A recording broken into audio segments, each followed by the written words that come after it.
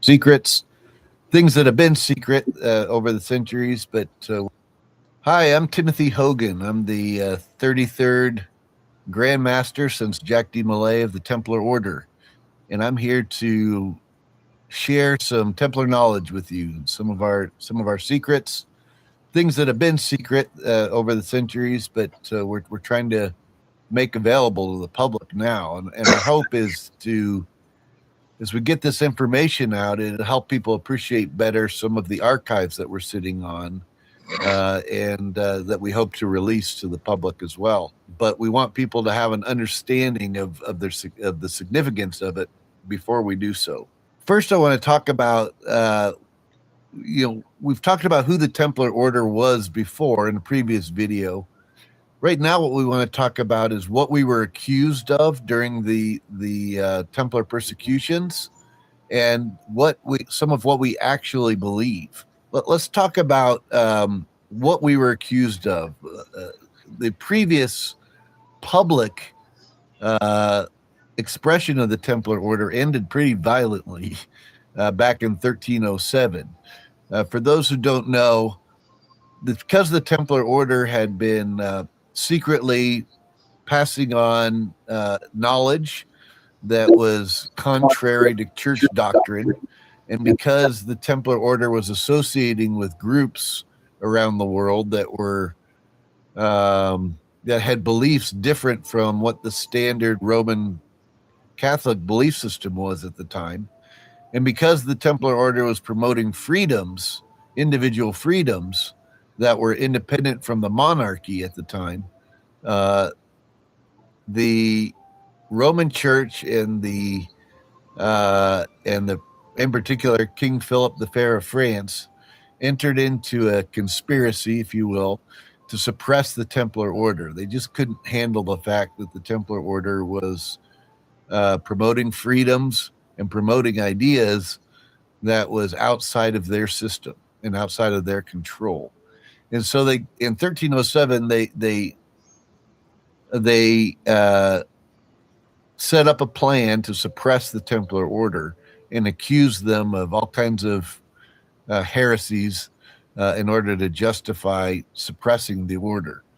To give you a little background on that, by September 1307, King Philip the Fair had issued arrest orders throughout France that by Friday, October 13th, 1307, the Templar Order would be rounded up and brought in on charges.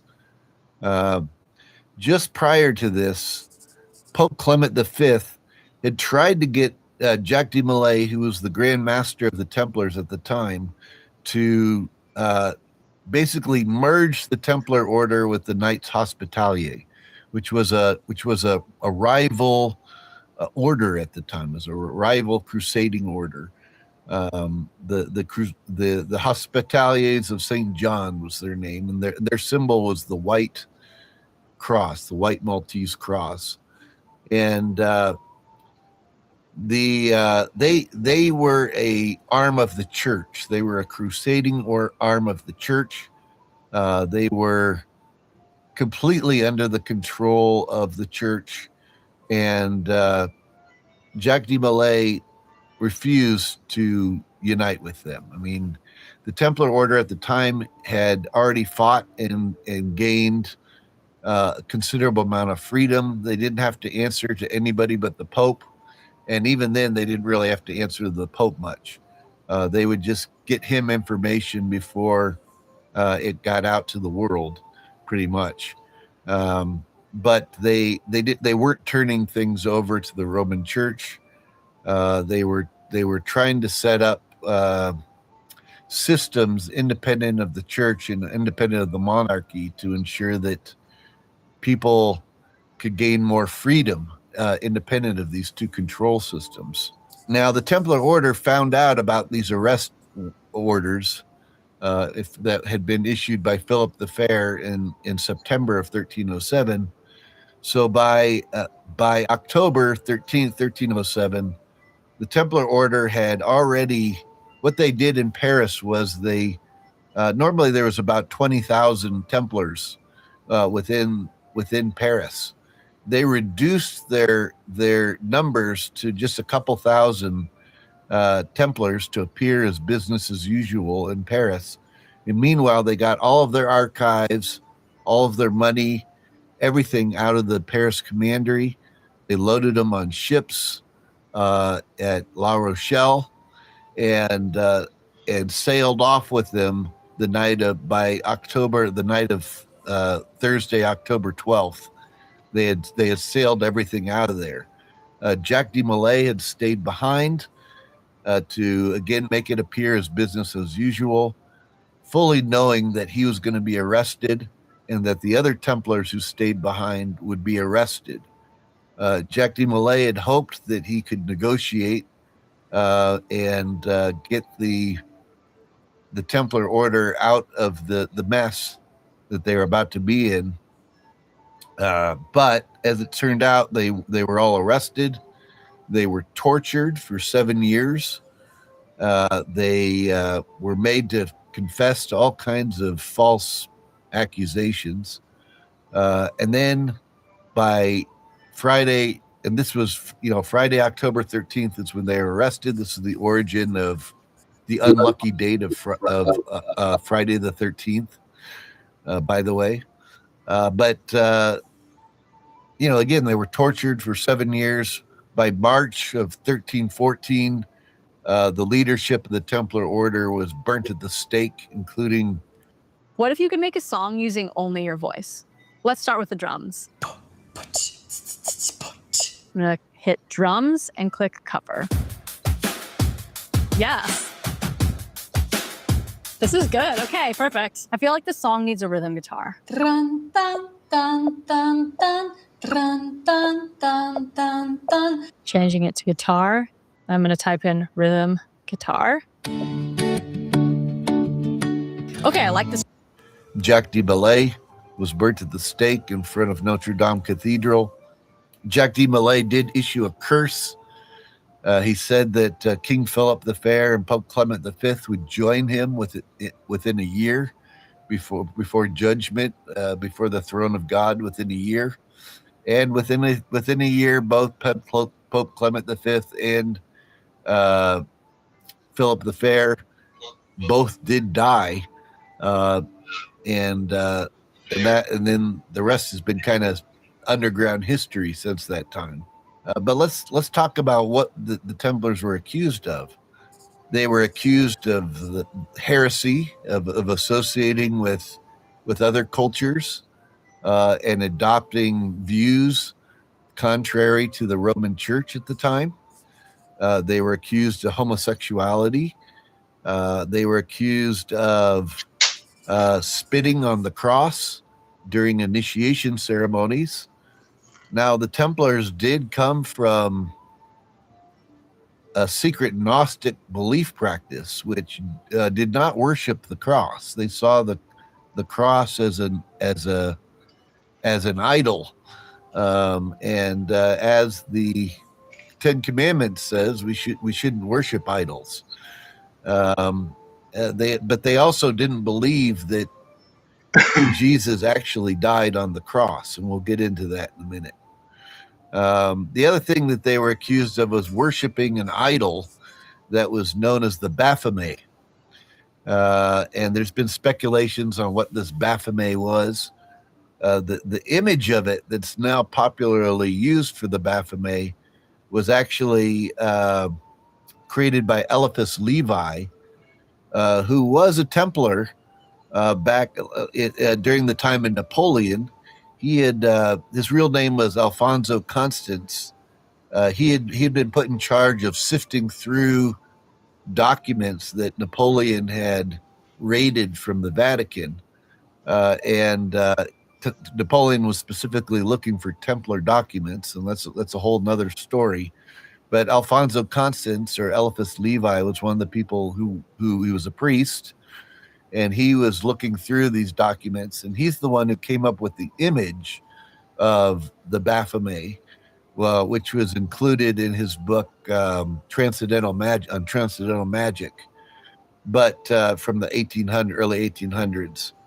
But what really was the Baphomet? It was described as a three-headed bust. It was also described as a ram or a goat-headed being.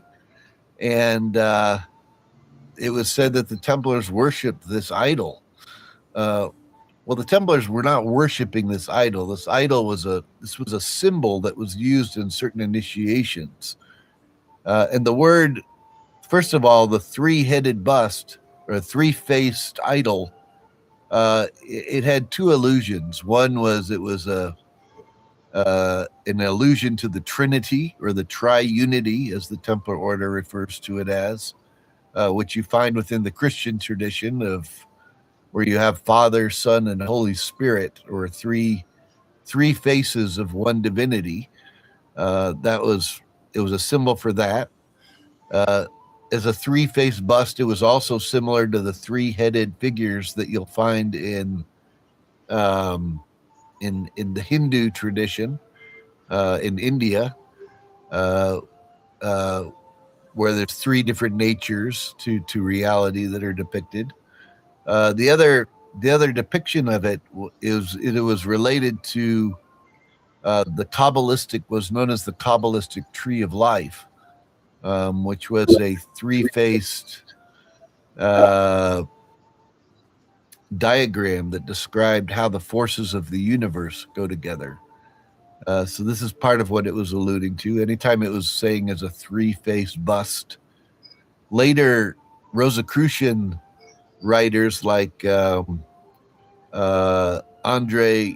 Valentin Andrea in his Christianopolis and other books actually depicted this image of a three-faced bust because they were part of this Templar tradition, but they pictured it on the front piece or the headpiece of their books. But the word itself, Baphomet, actually comes from there's a cipher code that the Templars used known as the Atbash cipher, where you different letters of the Hebrew alphabet are paired, and when you use this Atbash cipher, the word Baphomet, it actually means Sophia, which means wisdom, and Sophia was the goddess of wisdom within the Gnostic tradition of which the Templars perpetuated. And again, we'll get into that a little bit more in a minute. But the word Baphomet also in Arabic could mean Ab Baphomet, which means father of wisdom in Arabic. Some have looked into it also if you take it into the Greek, where it says Baphometus, which means baptism of wisdom. So anyhow, the point we're talking about here is wisdom. And it goes back to this Sophia archetype, which we will discuss a little bit more in a minute. The image of the goat-headed figure is what this really goes back to it goes back to ancient Egypt. When the Templars were studying in Egypt, one of the figures that they were looking at was the god Amun, from which we get the word Amen from. Well, according to the Egyptians, the foundation of Egypt occurred right after the cataclysm during the age of Leo, 12,500 years ago, right after the Younger Dryas cataclysm. And that the time of the pharaohs was during the age of Aries, which was a ram. And what sound does a ram make? A ram goes ba. I'm 52 years old. Last month, I caught my wife crying in the bathroom because I couldn't get hard in bed. She wouldn't even look at me anymore. We're basically roommates. So I tried everything. Rhino 6 to 9, $22 at a gas. Well, Ba was the name of the ancient Egyptian name for the soul. So you had Ba, which was the soul. Fa meant from in ancient Egypt, and Ma'at in ancient Egyptian was the universal order of things. She was also a goddess like Sophia, but she was She was depicted as a goddess, but she was the Ma'at, literally meant truth or universal order. In fact, the goddess Ma'at would weigh your heart against a feather at the end of your life to determine if if your heart was lighter than the feather, then you would move on to the heavenly realms. And if your heart was heavy against that feather of truth, the feather of Ma'at, you would be you'd be fed to the beast. And this is kind of the origin of heaven and hell ideas that were later used within Christianity. But so Ba, Fa, Mat literally meant soul from truth, or soul from the universal order. And this is the other real secret of Baphomet. And and again, the Ba was associated with Amun, who was he was a ram, because that was during the age of Aries when this took place. And so this ram-headed being literally became the Baphomet symbol. And the depiction by Eliphas Levi, he's depicted with one arm up and one arm down, representing the as above, so below, which was the Hermetic philosophy that the Templars venerated. So, and which was found in all their architecture and everything else. So these were things that this is part of what the Templar order was accused of. This is what one of the great secrets. I mean, and this was considered heresy by the Roman Church, because it pointed to a sacred knowledge of the mysteries going back pre-Roman Church into antiquity, and was really at the true heart of what the foundation of Christianity was started by, and which had been the Roman Church and the Roman authorities early on had tried so hard to suppress, because they wanted religion to be created as a control mechanism of the people, as opposed to a liberation system of the people. True Christianity, from a Templar perspective, was all about waking up to who we really are and what we're really about.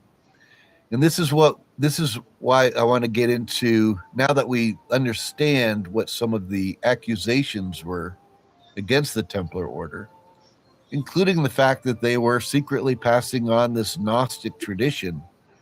Let's talk about what that means and who Sophia really was, and how this relates to not only the Gnostic tradition, but the Templar tradition, but what to really the foundations of early Christianity. So the Templars were all started, we need to understand, by Gnostic families. These were families that were passing on a Gnostic tradition in southern France.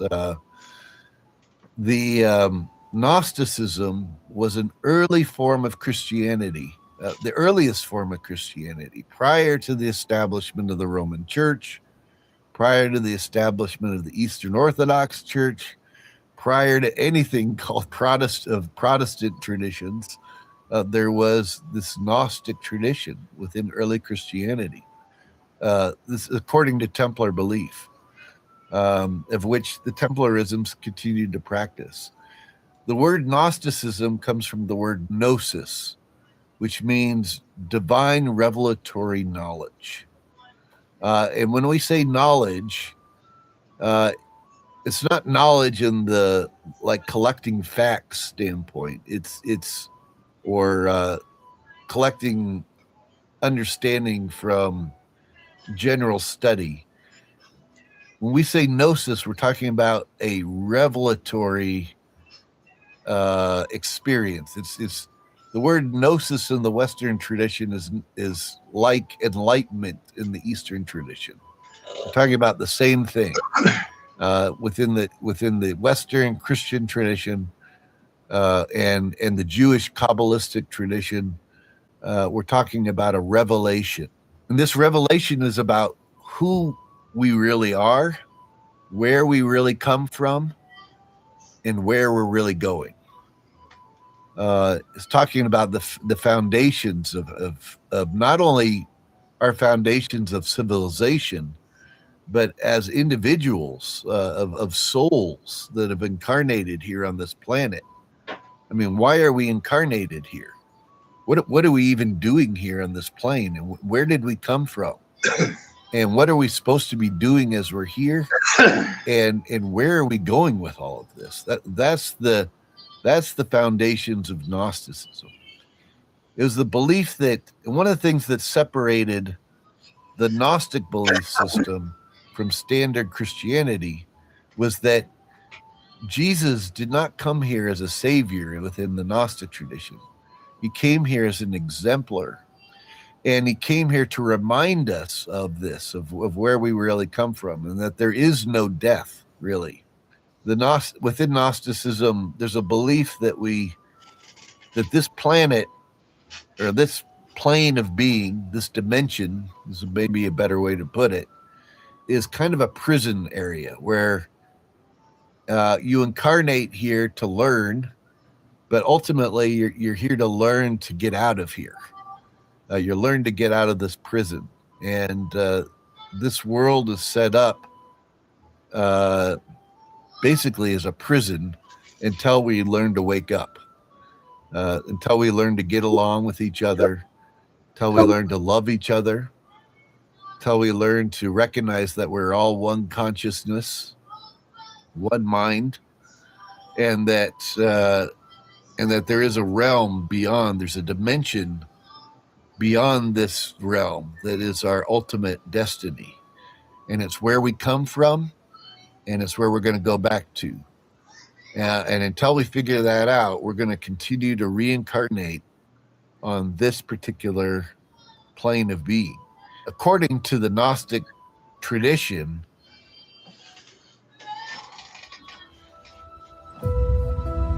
EVE Online is a vast universe, alive with the unrelenting activity and combined. The beginning was the monad, was the one God of light and of love and of fullness. The monad contained the potential for everything. And out of the monad came what was known as the pleroma, which was the fullness, all potential, all frequencies is another way to put it.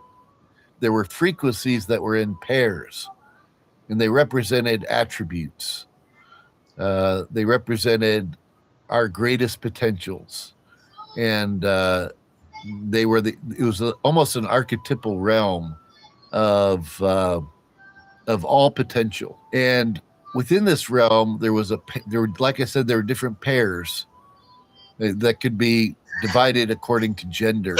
So not gender in the sex aspect that we think of today, but more of like an active and a passive aspects, or a creative and a reflective aspect, wouldn't be another place of putting it, though they both had creative potential. And one of these pairs was actually Sophia and the Christos. The Sophia means wisdom. This was the feminine aspect. The Christos was the active aspect, and this was the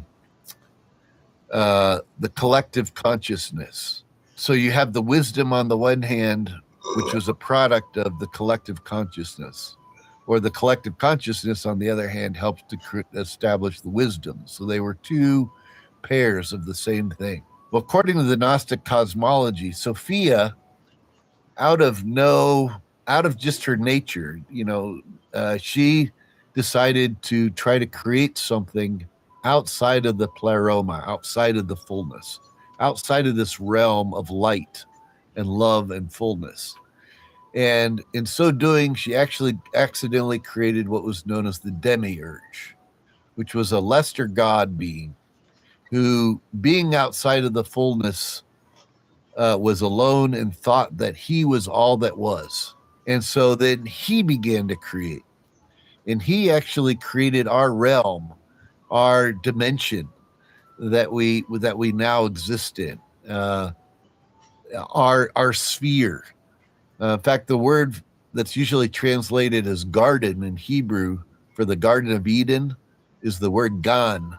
And gan actually means sphere. So it was a sphere of Eden. That's our planet. Our planet is the sphere of Eden. It's not a garden somewhere in the Tigris Euphrates River Valley, like some people say, but it's actually our planet. Our sphere itself is this realm of this dimension in which, and we were told to tend the garden. We were created to tend the garden, to tend this sphere, this earth, and to take care of it. But this earth was also set up as a prison planet, and this is why the God of what we believe the God of the Old Testament was basically the head of the prison, and this is why he also behaves in ways that are egocentric. There are no other gods before him, and he's a jealous God, and he's he causes people to perform acts of genocide against one another and other terribleness. These aren't the traits of a God of love and light. They're the traits of something that is consumed with its own protection, its own ego, and that's why it was considered the demiurge, the lesser god. And part of waking up is recognizing that we're beyond that. Those attributes are within us because we're part of this creation. But according to the Gnostic tradition, because Sophia accidentally created that demiurge, there's a spark of Sophia, which comes from the monad, the original god of love and light, that has continued to exist within us, even though it's buried. It's deep within us, and we, because of our conditioning and our fear of survival and everything else in this realm, it gets buried and it gets lost. But this is truly what our soul is. Our soul is a spark of Sophia, which is a part of this pleroma, the fullness, the oneness, which is a part of the monad, the original source. And so getting back in touch with that, that's what leads to Gnosis. And Templars set up initiation ceremonies that were designed to help people get back to that source. Imagine being able to build anything just by thinking about it. Meet Base 44, a complete AI creation platform made for anyone with an idea.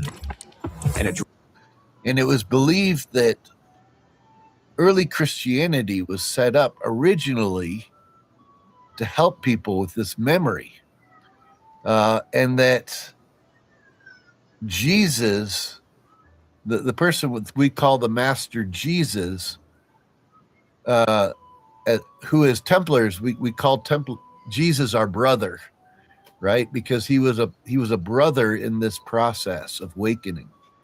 But the Master Jesus he represented the Christos. When he spoke as the Christ, he was speaking as that collective consciousness, as that Christos. And Mary Magdalene, who was his wife, represented the Sophia. She represented that goddess Sophia. And this is why when Christ removed 7 demons from her, this represented the 7 blockages of her 7 chakra, or her 7 psychic centers. And the fact that all 7 were removed represented she had those 7 things opened, which then allows one to experience Gnosis, which was, according to the Gnostic and the Templar belief, was the realm of the Agawad, the eighth sphere. In fact, the name Jesus in Greek, if you were to use Greek gematria, in which every letter corresponds to a number, the name Jesus, if you replace each letter for its number equivalent, the name Jesus actually adds up to 888 or 888, which was, it was pointing to that number 8, which was the Agawad, the eighth sphere, the realm of gnosis, the realm of awakening. And according to the mythos, the early Gnostic myths, the goddess Sophia incarnated into the realm of matter that she created. She got lost in it. She had to kind of work her way out of it. Some myths say she copulated with everything, right? Because she became almost like a prostitute, because she was having to figure everything out. But eventually she married the Christos, and she was able to go back to the realm of the pleroma, the realm of the fullness, and she became the enthroned Sophia at that point, the goddess of wisdom within the realm of light, within the realm of the pleroma. And from that moment forward, she helped the rest of her creation to wake up. And we're part of that creation because we have a spark of her within us, and that's our soul. And so that's what our soul does. We incarnate into this world. We learn to work it all out. At first, it seems all separate and divided, but eventually it comes back together into the oneness. And that's when we experience gnosis, and we enter back into that higher dimension, into the realm of light, the realm of the pleroma. This same mythos is what you find in the ancient Egyptian myths. And this is why Isis, whose name, by the way, means throne or seat, she's the seat of power. She goes and she collects all the different pieces of Osiris, who all seem separate and distinct, and she brings them back together into the oneness. And then Osiris is re-raised into the oneness of perception, into that pleroma, the realm of light and oneness again. That's also a metaphor, by the way, for what happened with Atlantis. Atlantis was a civilization that was very advanced. It collapsed through cataclysm, we believe, during the Younger Dryas cataclysm, and it separated to different parts of the world after that collapse. All the different territories of Atlantis became separated. And part of what the Templar Order's job has been is to go recollect the knowledge from those different survival areas and bring them back together into the oneness, so that we can create the new Atlantis, the new civilization that's based on these same principles. So, and it's belief that this Gnostic tradition, which within Gnostic Christianity is based around these stories of Jesus and Mary Magdalene, or the Christos and the Sophia. But this same story was being propagated in Egypt with Isis and Osiris, and they were talking about the same ideas, but it was a philosophy, a religious philosophy that we believe went all the way back to Atlantis, or what the Egyptians referred to as Utlant, or what the Mayan and Nahuatl cultures in the Americas referred to as Aztlan.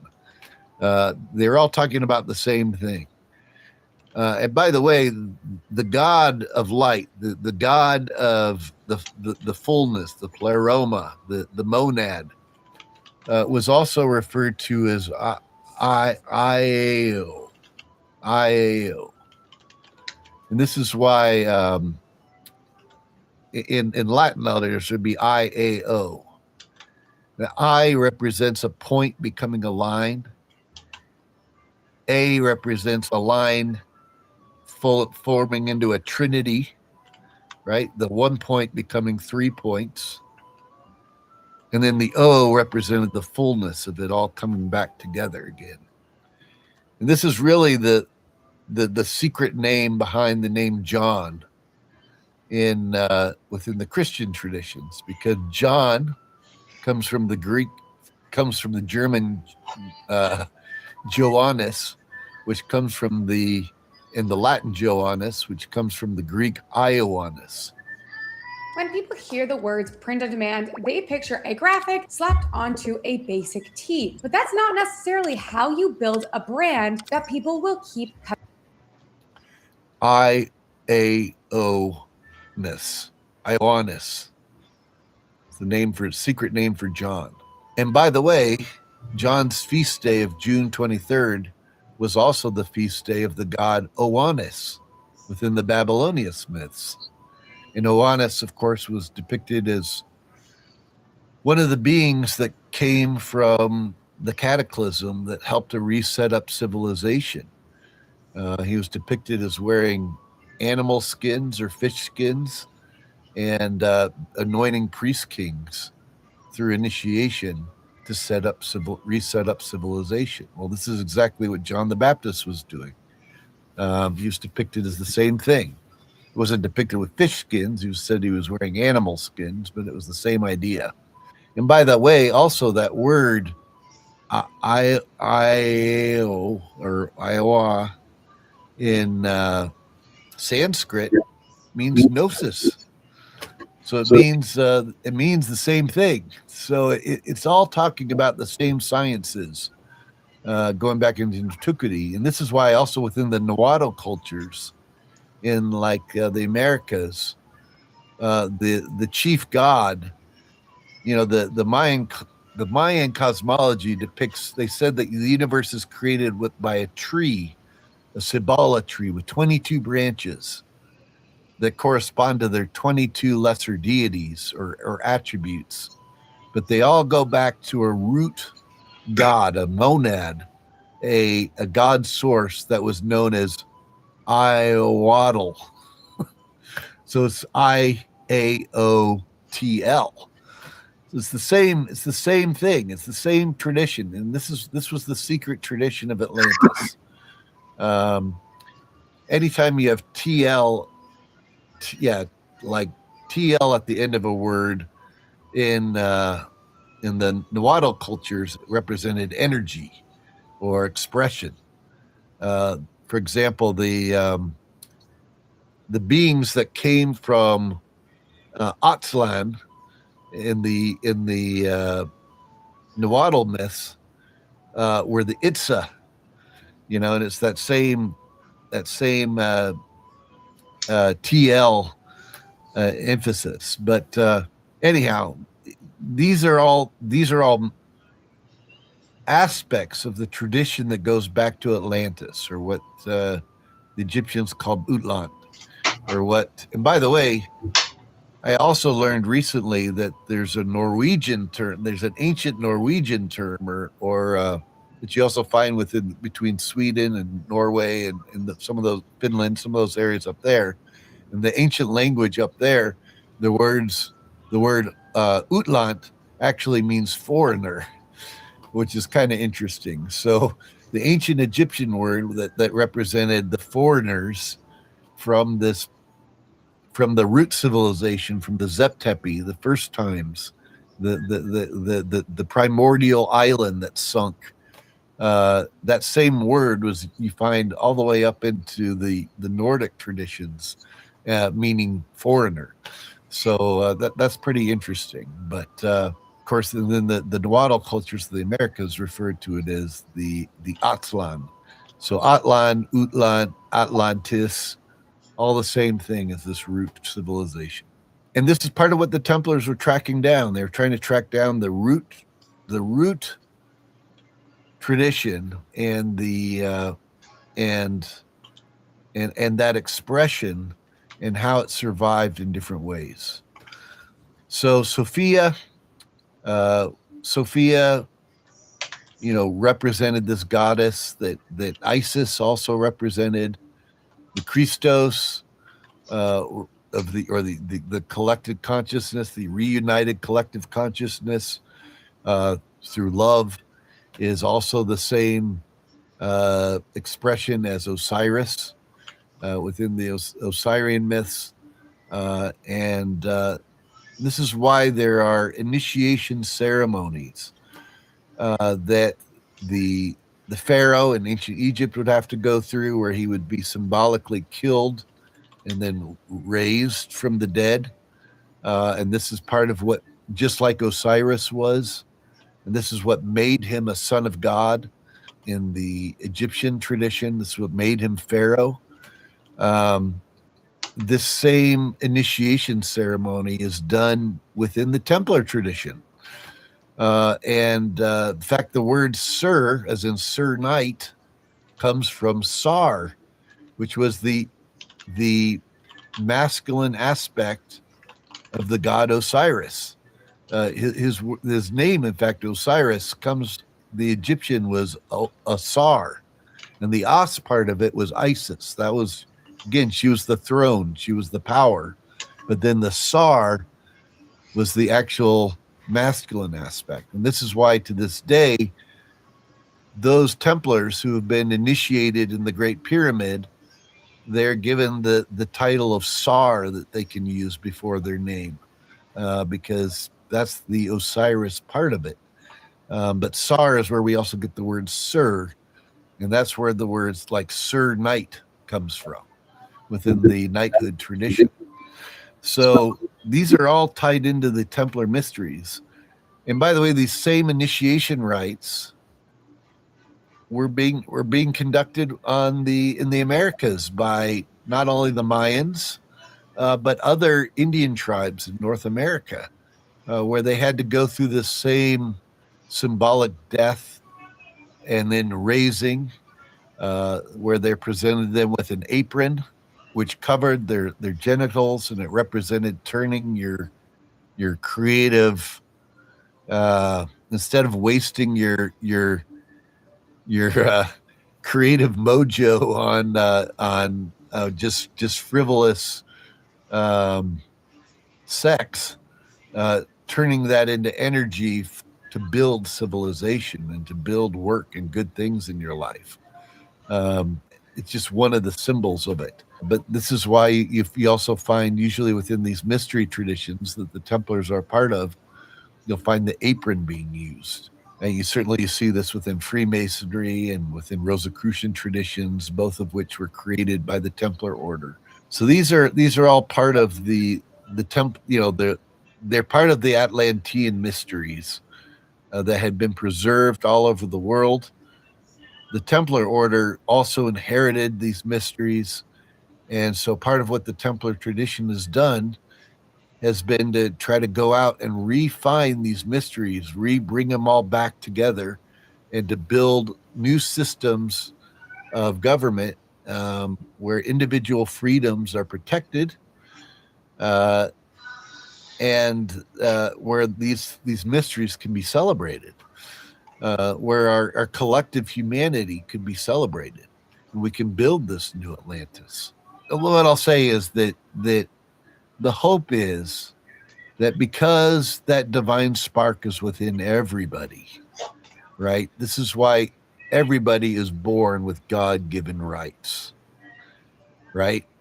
Because this is part of our birthright, and it's the only thing that will allow us to reconnect with each other to our collective consciousness of who we really are.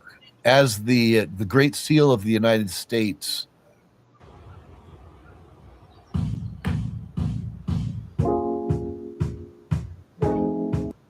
says, "E pluribus unum," out of many one. And though it was referring to how many states can come together into one government, on a more metaphysical level or a spiritual level, symbolic level, what it really means is, out of many individuals, we all come together back into the oneness, the one consciousness. And this is the secret strain of Gnosticism. And because it empowers the individuals, and because anybody, through their own efforts and their own exploration and their own study and through initiation into these mysteries, can come to this revelation, can come to this this gnosis, this divine knowledge. You don't need a priest to get you there. You don't need a church authority to get you there. And this is why the Templar tradition and the expressions that have come out of the Templar order have been suppressed so vigorously by the Roman Church, going all the way back into early Christianity. Christianity itself was an expression of this, which is why it was being suppressed. The Roman authorities tried to suppress it.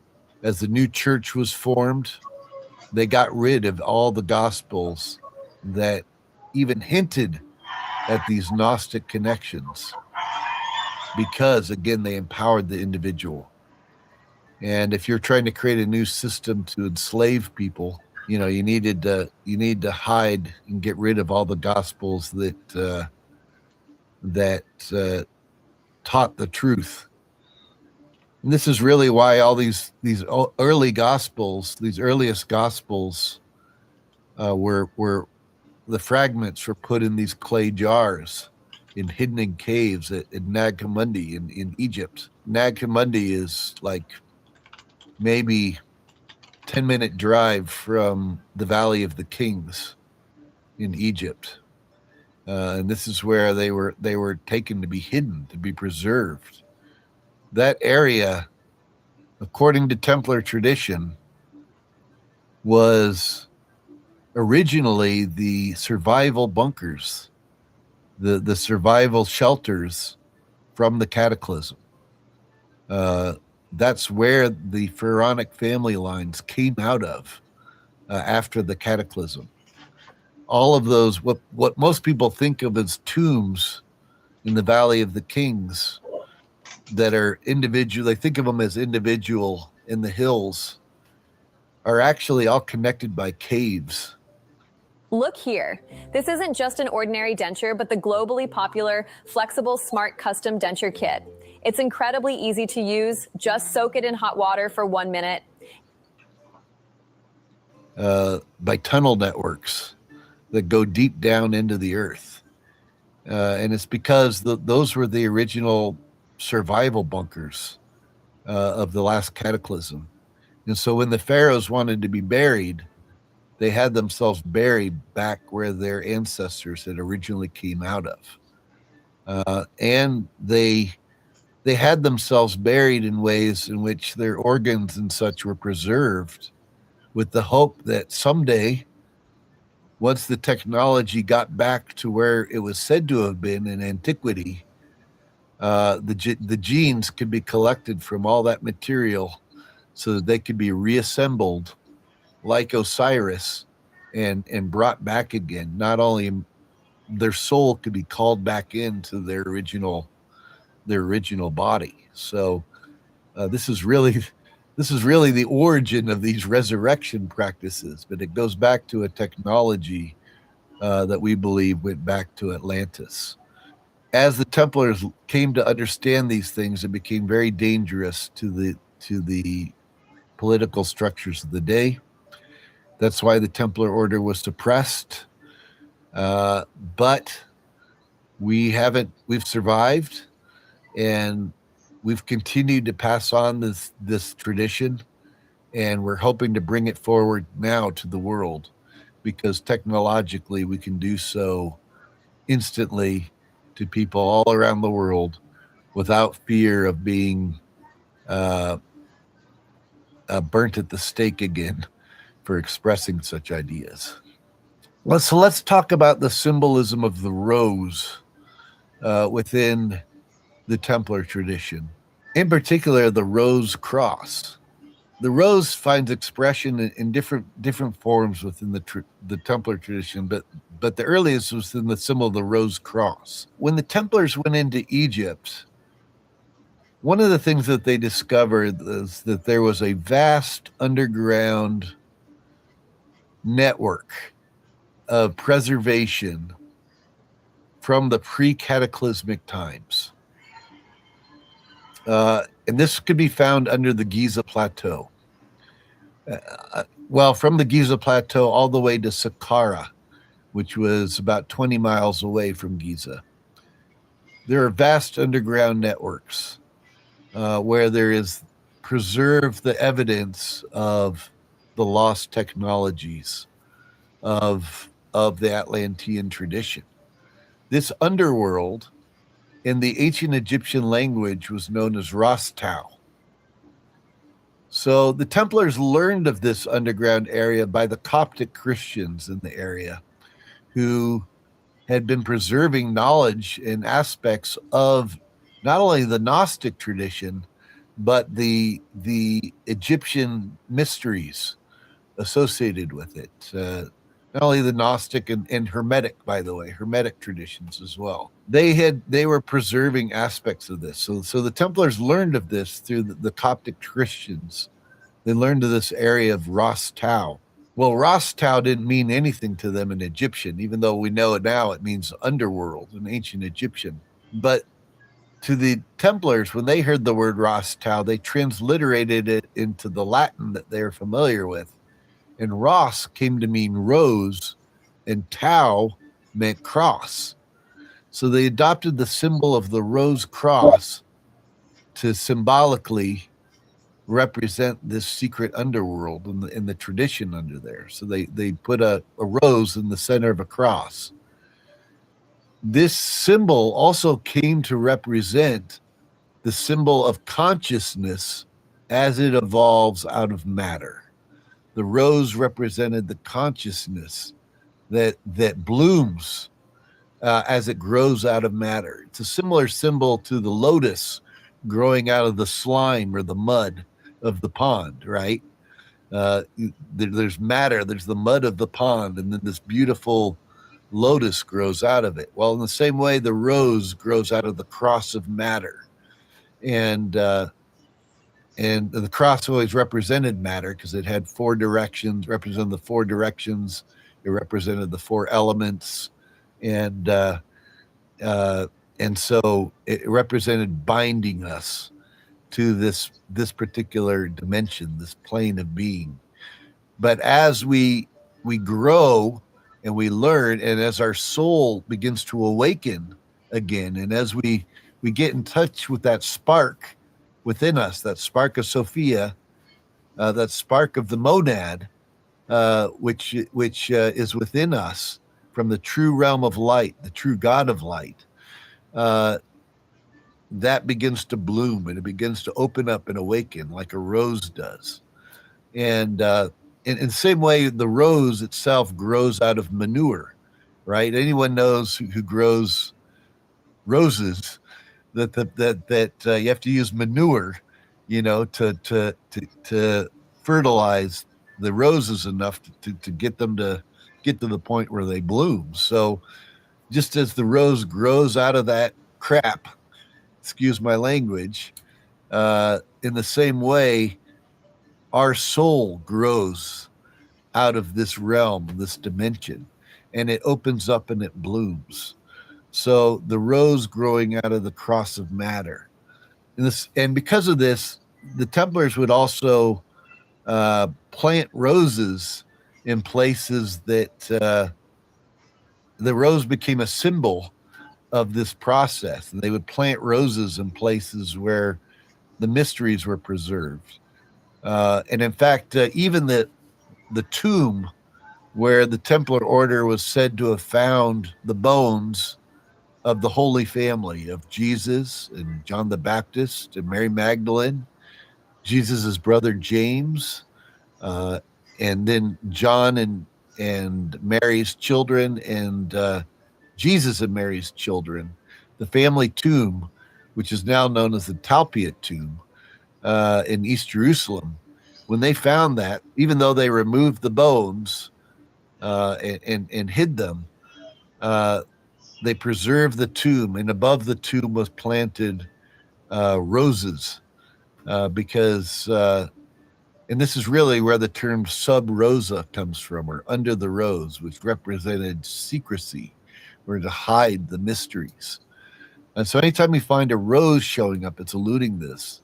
It's the same reason why on the Gothic cathedrals that the Templars helped to fund and build with Pythagorean knowledge that they were bringing back from Egypt and from other areas. I dare you to let me build you a completely free e-commerce store preloaded with 20 handpicked products that are trending all over the world, basically validated by AI from a trending product database from one of the top vendors on the planet. And the reason that we can do this completely free for you is because, well, Shopify is paying me to do it. You've probably seen me before because for the last year, Shopify has loved the AI paired software that we built so much that they've been paying me to build people just like you, complete beginners, a completely free store. Now, again, it's free for you, right? Shopify is paying me a commission to do it. And if you don't keep your store for more than 90 days, I don't even get paid. But your store is still free, right? And after 90 days, it's still your store. I don't own a percentage of the store. I don't control the store. It's yours. You can delete products from it, add new products to it, all that good stuff. It's your store, okay? Not only that, I'm going to give you my courses completely free. I'm not going to try to upsell you a bunch of courses. I know you've seen gurus trying to sell courses for $1,000, $2,000. So The church itself, if you view it from the air, it's in the shape of a cross. But then they put the rose windows, which were made alchemically, using different metallic oxides and such to create those colors. So that this ended up turning the temple itself into a rose cross, right? Where these secret mysteries could be preserved in them. And this is why on the Gothic cathedrals, even though they do have depictions of the Bible all around them, they also have depicted within them the sacred sciences, not only the sacred geometry that went into the creation of the structure and the sacred architecture of it, but also there's symbolism that describes the alchemical processes, for example. All the stages of alchemy are depicted, and some of this alchemy went into creating the stained glass in the cathedrals to create those colors. This was all sacred knowledge that had been preserved and inherited from Egypt. Egypt had inherited it originally from Atlantis. But that rose became a symbol. And not only do we find that in the Gothic cathedrals, but we also find that within Islam. The word for rose in Islam, in Arabic, is ward, which is also similar to the word, which in Islam means meditation. So the rose became a symbol for meditation. The same symbolism is applying, right, of the awakening of consciousness with the symbolism of the rose. The word ward and the word ward are very similar in pronunciation in Arabic, and they allude to meditation and also to rose and the word rose. And so a rose was depicted for meditation. And this is why you see the rose depicted on the mosques in the same way that the rose windows are depicted on the cathedrals. And it both came from the same idea, the same sacred knowledge, going back to Ras Tau, the area of Egypt, the underworld, where the mysteries were being preserved. But again, pointing to where we came from, who we are, and where we're going, both as a civilization and spiritually, individually within ourselves. And by the way, this is really where the origin of the word Rosicrucian comes from. Is related to the rose and the cross. And this was set up by the Templar Order. The Templar Order in Germany in the underground in the late 1500s referred to itself as the Militia Crucifera Evangelica.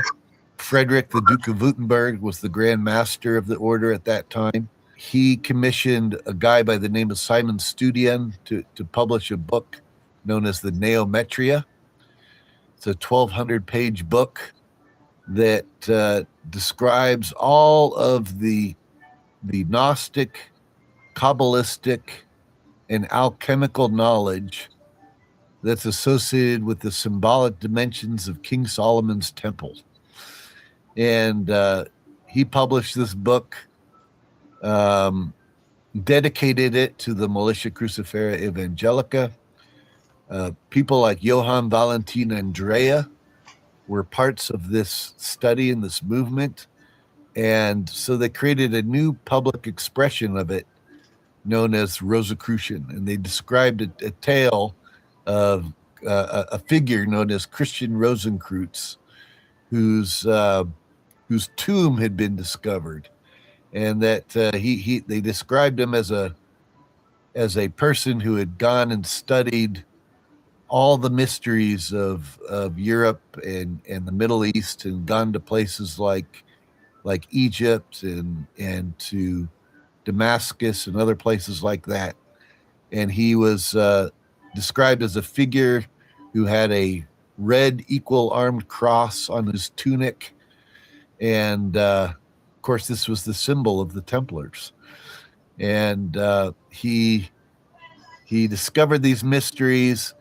He died and took them with him, and they were all buried in his tomb with him, and that his tomb had been rediscovered and opened up, and that this new order was found, known as the Rosicrucian order. And really what this was it was the expression of Germany, certain Templars within Germany working with other Templars in England. Queen Elizabeth I was a member of the Militia Crucifera Evangelica. Her son, who had been hidden at birth, Francis Bacon, was a member of this tradition. And between Francis Bacon and Johann Valentin Andrea, they put together and wrote these, what were known as the Fama, the Confessio, and the Chemical Wedding of Christian Rosenkreutz, which were the doctrines that ended up forming what was known as the Rosicrucian tradition. And ever since then, there have been orders calling themselves Rosicrucian orders. But really what they're doing is they're just perpetuating the knowledge that had been collected by the Templars in Egypt and in other places, all the places that Christian Rosenkreutz was said to have gone. And they're bringing that knowledge together and perpetuating it. So that's all part of that Templar tradition. From a Western standpoint, it was about the understanding of Gnosticism, of Kabbalah, of the Hebrew Kabbalah, and alchemy that had been being preserved and perpetuated by some of the Islamic cultures and traditions, like the Sufi, who we consider our brothers and sisters. The Templars worked with, as they went down into the Middle East, they encountered a number of cultures. The Sabaeans of Haran, who were Hermeticists, who worshipped Hermes as their great prophet. The thing that I keep repeating again and again is start with that one pain point that's waking you up at night, and build. In fact, when Muhammad, peace be upon him, went and encountered the Sabaeans, he said, okay, well, look, you can be people of the book as well. The Quran says there are four cultures that were considered people of the book, or people that were considered holy in God's eyes. And these were the Jews, the Christians, the Muslims, and the Sabaeans. Now, everybody knows who the Jews, the Christians, and the Muslims are. Most people don't know who the Sabaeans were. The Sabaeans were these people that were Hermeticists, and they studied the doctrines of Hermes. And so Muslims said, well, look, just change his name to Idris instead of Hermes, and we're all good. And they said, okay, that's fine. So so from that point forward, if you encounter a Muslim under the name of Idris, or someone from the Middle East under the name of Idris, there's a good probability they're part of that Hermetic tradition, that secret alchemical tradition that was being passed on by the Sabaeans. So the Sabaeans were a culture. The Druze were another culture. The Druze were a Gnostic tradition, or are a Gnostic tradition. They viewed Jesus and Muhammad as prophets, but they also looked to Plato, Hermes, and Pythagoras as prophets within their tradition.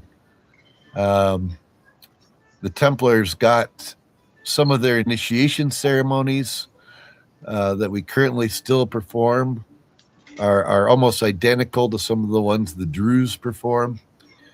And we got some of our forms of recognition, actually, our secret forms of recognition from the Druze.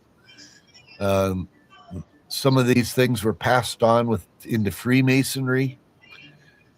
Anybody who becomes a master mason within Freemasonry goes through a ritual where they're given what's known as a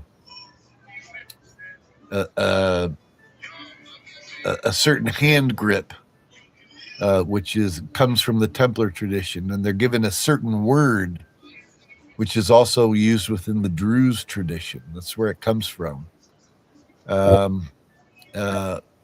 And it's a way of recognition. It's a Templar form of recognition. And the Templars still use this grip, this hand grip. It's something that we find amongst other cultures in the Americas. Groups like the Hopi Indians, the Mandan, the Mandan, the Mi'kmaq, some of the Lakota traditions, the Blackfoot, and then the Mayans and others have continued to perpetuate some of the symbols, initiation rites, and secret hand grips that the Templars also use, that we had inherited through other channels. These things are believed to all go back to Atlantis. The Hopis say that before the last great shaking of the earth, before the last cataclysm, the Great Spirit assembled all of the high priests and gave them this hand grip and then sent them off in different directions prior to the great shaking of the earth. And then right before the great shaking of the earth, people were brought down into caves, that the ant people came and brought them down into caves, into tunnels. And there was this great shaking of the earth, this great cataclysm. And then they came out of it and ended up forming their nation. And that they had this grip so that eventually in the future, all these people would be able to find each other again through this grip. So the Templar Order certainly inherited this. And so when they went and met with the Mayans immediately recognized it and started trading silver with them long before Columbus. When they met with the Mi'kmaq, they recognized it. When they met with the Blackfoot, they recognized it. And this is something that was also being passed down in Egypt and other places. So there are Kabbalistic traditions that use these same signs. There are Sufi traditions that use these same signs of recognition. And it's because they've all inherited it from the same source, the same primordial tradition.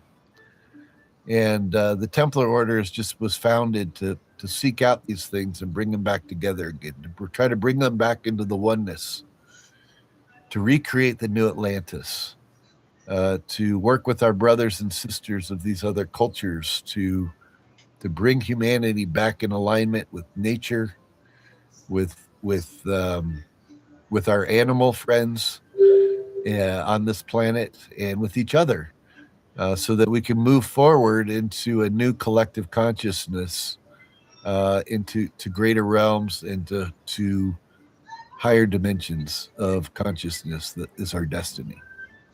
That's a lot to process. It's a heavy idea, but the mysteries of Christianity and the other mysteries, the Egyptian mysteries, and the other mysteries that you find in other cultures, were all set up.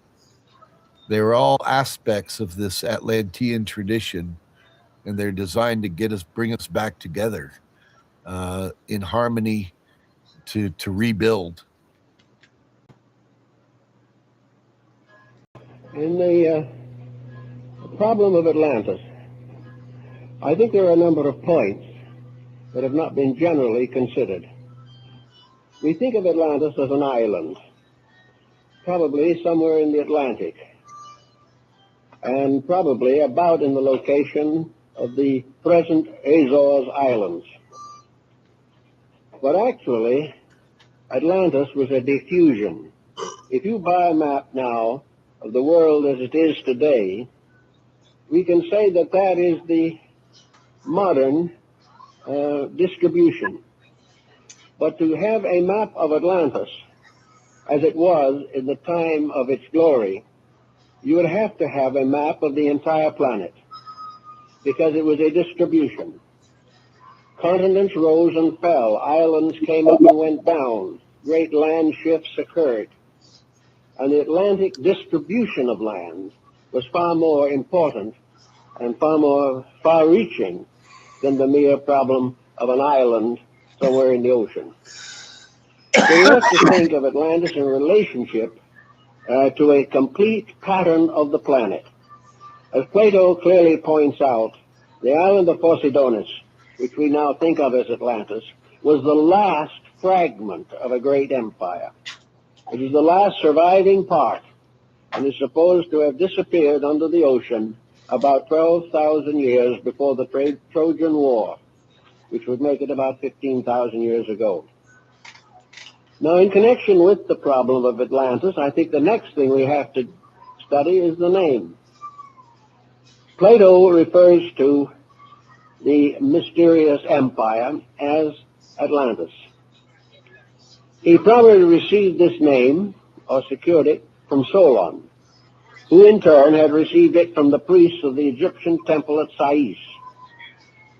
Now, the word Atlantis, or its root, is not Egyptian, and it is not Greek. No one seems to be able to trace the origin of the name. It appears on two very important phases of ancient mythology, Atlantis and Atlas. And the root is ATL, Atal. Now, if we look to find a language in which that word or that root is permissible or is used, we find we have to come to the Western Hemisphere, because Atal was one of the month names of the Mayas. It also has more than just a name significance. Its glyph, or its symbol, is a deluge. This seems then to give us the real basis of our word, that we are dealing with a term that represents a world experience, that various countries were involved in it, that the circumstances were known around the entire planet, and that the name that has survived to us today is probably based upon the records on the Western Hemisphere. Now, if we take the general term to represent this mysterious region, we then can find from the Codex Troano, which is in the museum in Madrid, one of the surviving documents of the Mayas, that this particular deluge is marked in the glyphs of the people. The story is told in pictures, but among these pictures, there is one in which the sky dragon, or the sky serpent, is pouring water from its mouth, and below this, the god of death is dancing on the earth. Now, this was a long time ago, long before the coming of the Spaniards. But the records even go much further than that.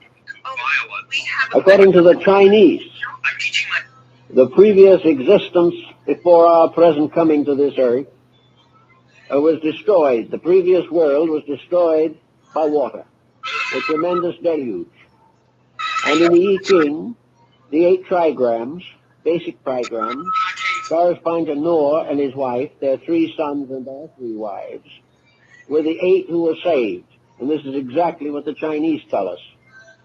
So the story goes around here and there and everywhere.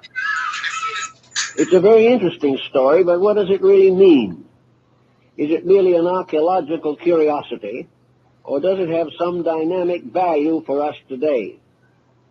I would like to think of Atlantis much as Lord Bacon did in his book, The New Atlantis, in which he says in very simple terms, the new Atlantis, which is America. Bacon was quite convinced that on the Western Hemisphere, a great empire would arise, an empire that would surpass the glory of the Atlantean story, and that this new world would not be destroyed. It would not turn against the gods. It would not misuse the energies of nature, and as a result would become a new world, a restoration of the Golden Age. Now, when we study this Atlantean problem a little more carefully, we realize there have been a number of speculations on this. Vice President Dawes made quite an extensive search for the Atlantean world. A number of good archaeologists and ethnologists have devoted time to it. And the general attitude is no longer to discard it as a fable, but to try to find out what its actual meaning could be.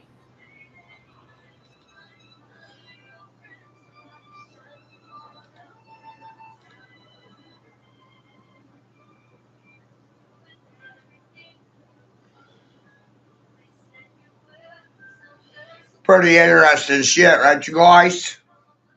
Thank God for me and my personal education. Thank God for homeschooling. Thank God there's only one of me, because you can't deal with fucking 2 of me. Thank God for that.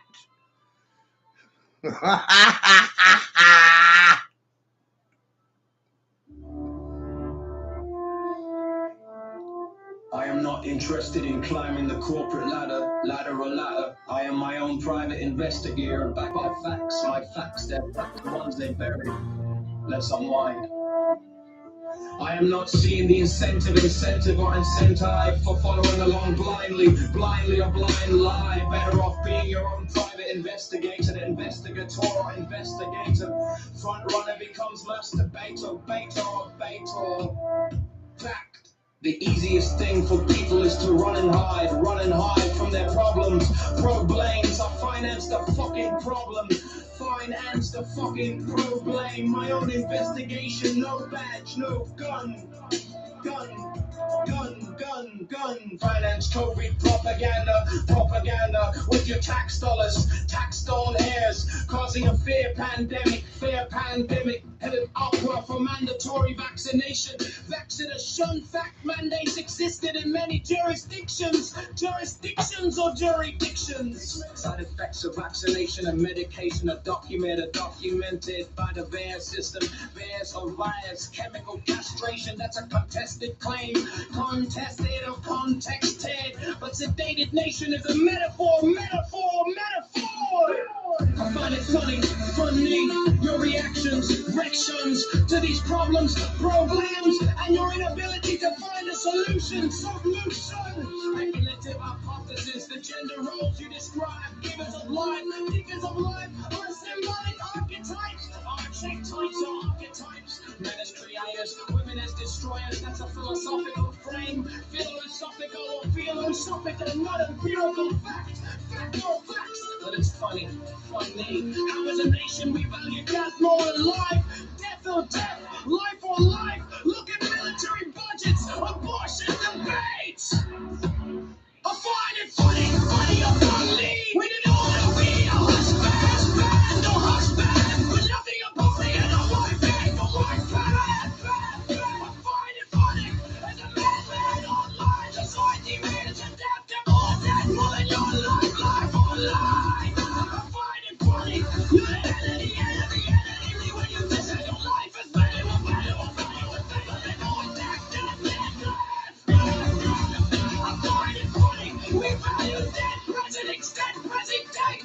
for newborn babies, newborn, and their life.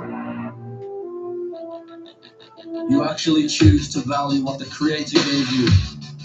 Your fucking life. That makes you the enemy to those who profit from your death. The only thing feminism did, feminism, was bringing communism, hate, and fucking strife. That's your perspective documented as opinion, not fact, but the feeling is real. I find it fucking funny that my rights are not defended by anyone not defended, and I have to fight for them with my fucking life. Fight with my fucking life. Fight it, funny, bad news. Tell the people that they love you. Tell them there's no self-interest in this world wide. I'm ready to do your fucking life, do your fucking life. Fight it, funny, what can I do? Do you like to hide things and I hate you, but you just got your life and fucking bury you. And your no intention of living your fucking life and live your fucking life. Do it fucking life.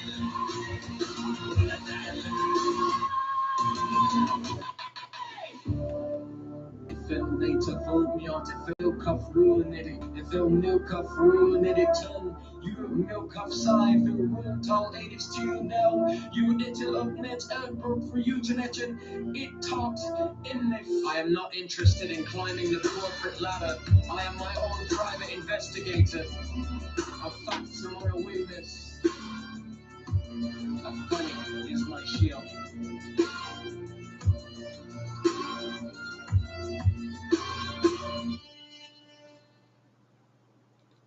You held my hand and called me brother, while you sharpened the blade of blade. I bled the trade. You smiled at my children while you planned the escalade. I made the shade. You stood with the enemy, called it a compromise, our minds alive. You watched them build a trap and then you carve it in your own eyes. Carve her, and I heard them cry. The truth was a witness that you chose to ignore. I ignored the door. You let them voice on my well and then you asked what I was for. Well, oh well. I well recall you told the corner fabric while the fabric was a thread. Fabric of fabric. I risked the hand that was my relationship with the children that you fled or pledge. I flexed the thread. You claim you were protecting while you handed them the knife. Protecting or protecting, nothing the life. The night was the divorce and the door back for your wife. White or gray. I will the slide.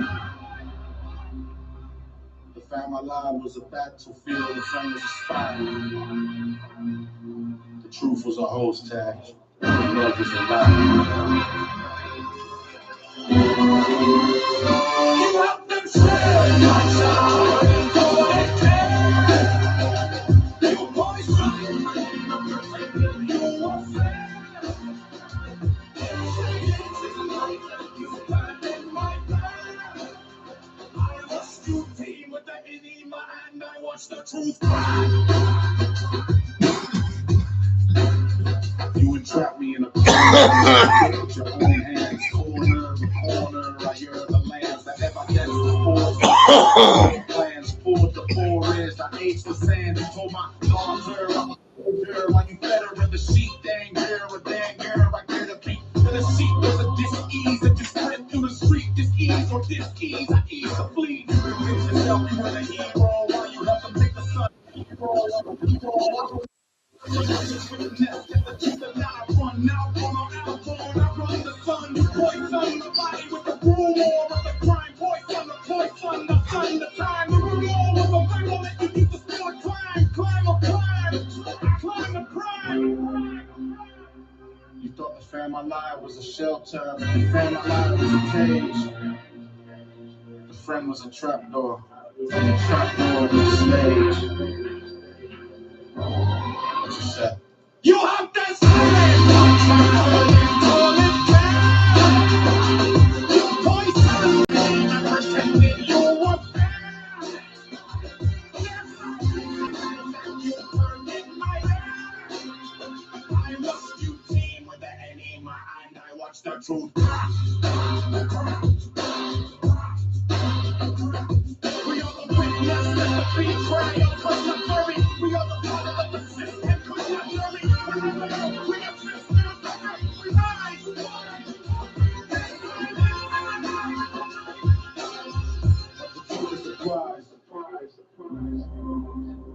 You held my hand and called me brother, while you sharpened the blade of blade.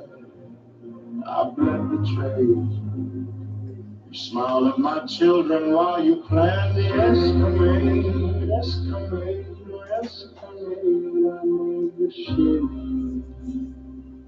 The truth was a witness that you chose to ignore. But the witness is my daughter, and the witness is my son, and the witness is the war.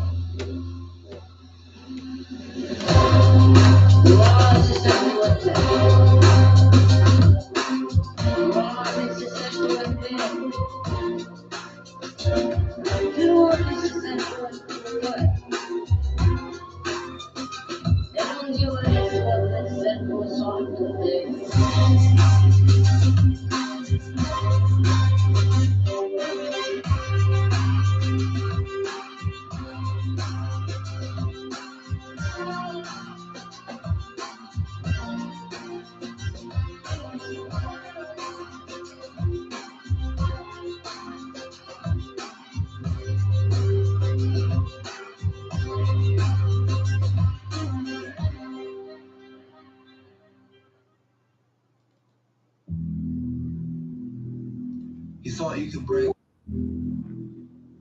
Thought love was your game. Watch her bleed love through the wreckage.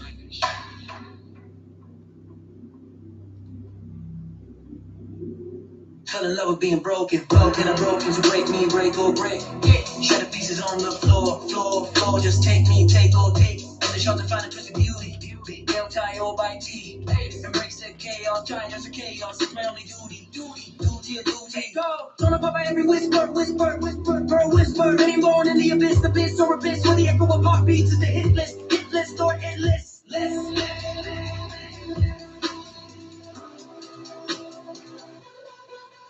Drowning in the dark, nothing from my broken heart. Everything I'm mad, it's got, it's yet dead. I'm sad, figured out inside. Because of it, we have no value.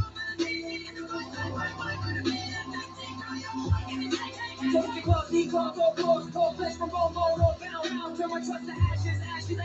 Left me alone. On the throne of life, lies on lies. Turn yourself king or king. For truth of blade or blade. Feel it sting or sting. You miss my venom over venom. I love like game all day. Let the match go back. Still back, what's the play?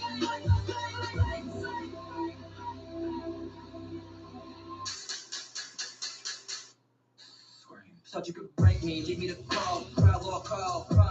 Line rise from the wreckage, scars and all. Every string you tie to the dread, cut deep in my skin on skin. I'm on the other the mighty retract within. You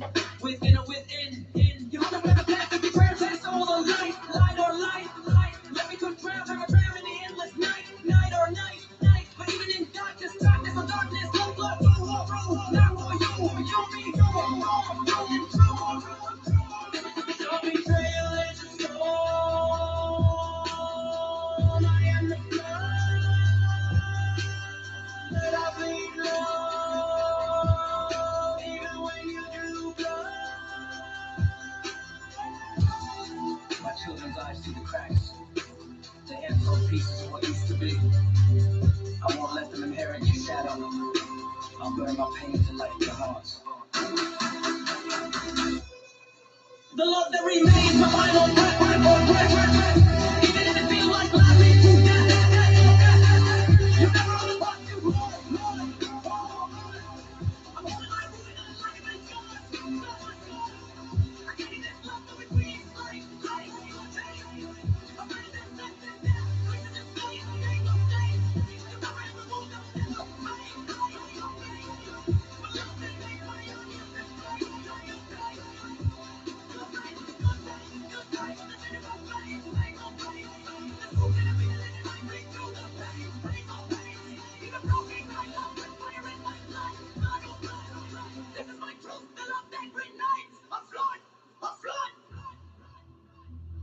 The love that remains, not yours, mine.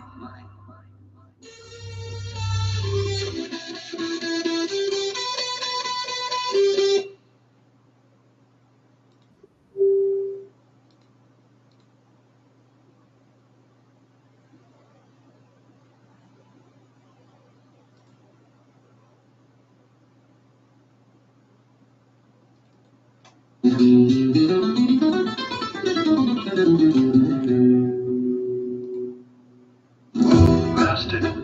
The craft must be. Patiently I learn competence, earn through silence. Loudly it speaks.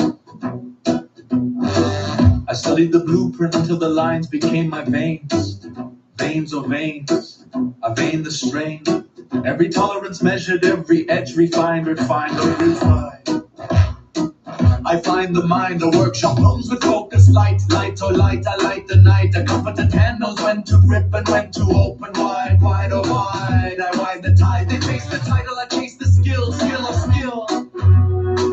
I kill the thrill, the master is not the one who shouts, but the one who stays still, still. I still the will. Shout out, the master does demonstrate, they must. The confident hand never rushes and revives. The confident mind never clutches into lies. The confident spirit never crunches into lies. This was cannot be deleted. It just practice in time. Practice, refine, align, design.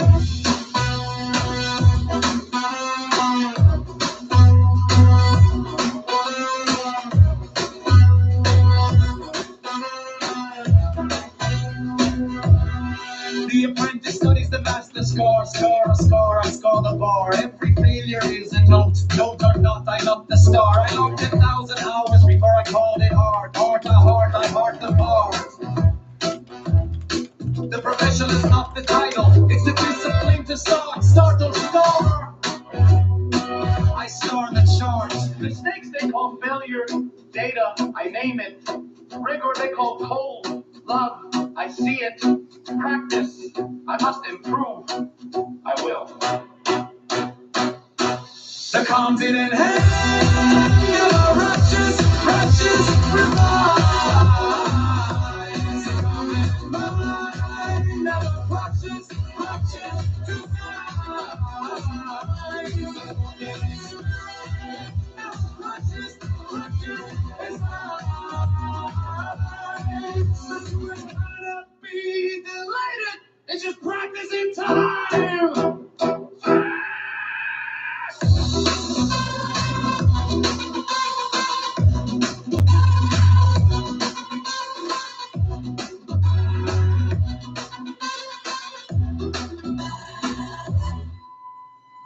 Master, the craft I have. Patiently I learn confidence, earn through silence. Loudly it spoke.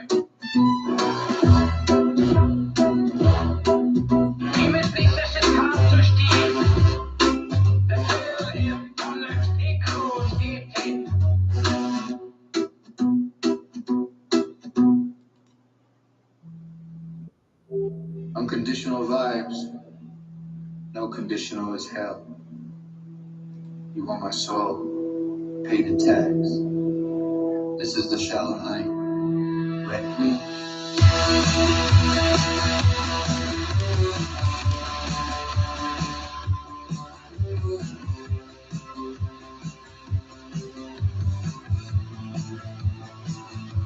I'm not so deep or deep, just treading the shallows or shallow holes. World of echoes or echoes, where the system follows, follows or follows. Conditions, unconditioned, now all those strings to bind or bind. Started making a list in my restless mind. But the list is a ledger, negative a ledger, and the ink is red to read. Where the yellow promise is the devil's paid or unconditional.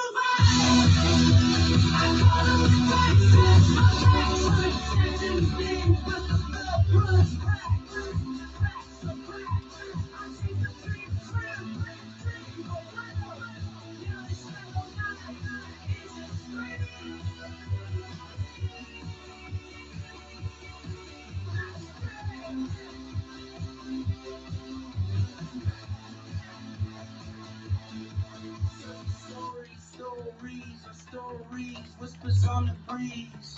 Breeze or breeze.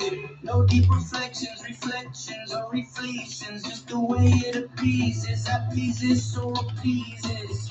Yet there's beauty in simplicity, simplicity or simplicity. A rhythm of life, life for life in its own complexity, complexity of complexity. I love the deficit, the facile deficit. Every hero is hero.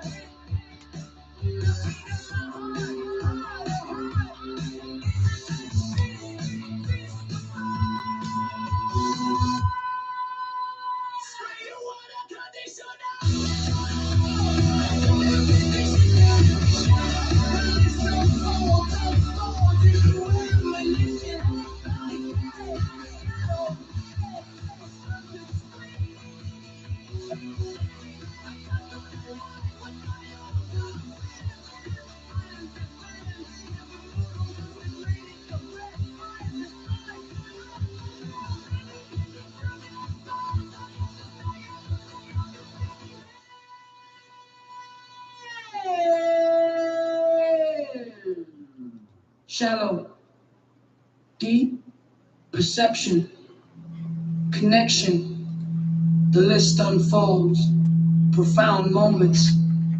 Shallow or deep, it's all in the ledger. The system wants unconditional surrender.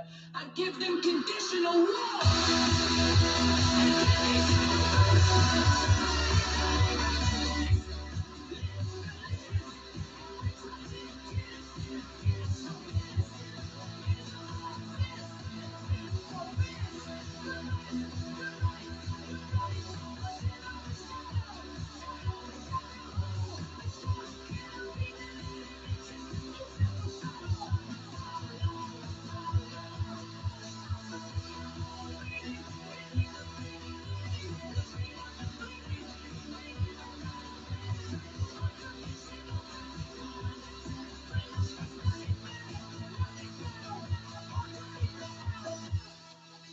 Shallow Night Symphony, Red Ink Requiem, unconditional. No, conditional as hell.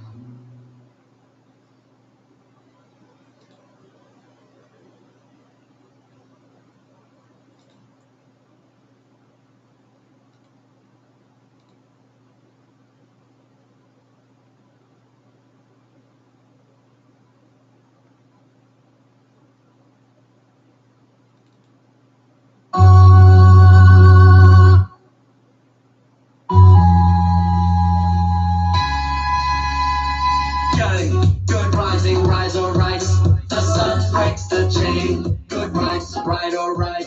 The breath breaks the name. Good rise, right or right.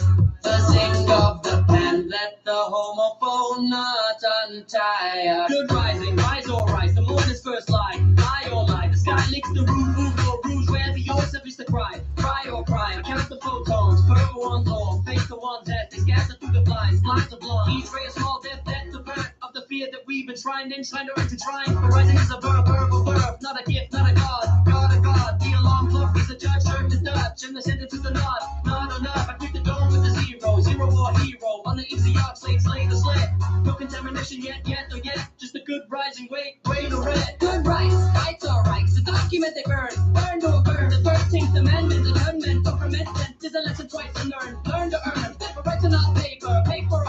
They're the tension in the jaw or jaw. Every time you say I have or have, you overwrite the common law. Law, the law, the right to rise or reads is the right to write your name or name. Even if the state calls it treason or a digital game or game. Speculative hypothesis, how this is or how this is. Good rights over frequency or frequency to the dialectic or dialectic. The kind of clarity goes mute or move. Good rights or rises and drop the right to bend the road. Good rights, let me go right to the hand of all the run for right. Good rights, that's all right, calling the law, not or now. See the fucking soul bearing, so red when the thunder be shot for shot, taking the electrical pulse to pulse, the reverse the brain of brain, see the homophone, not, that lubricates the chain, a chain, hot rising, good rise, that's the fucking trinity,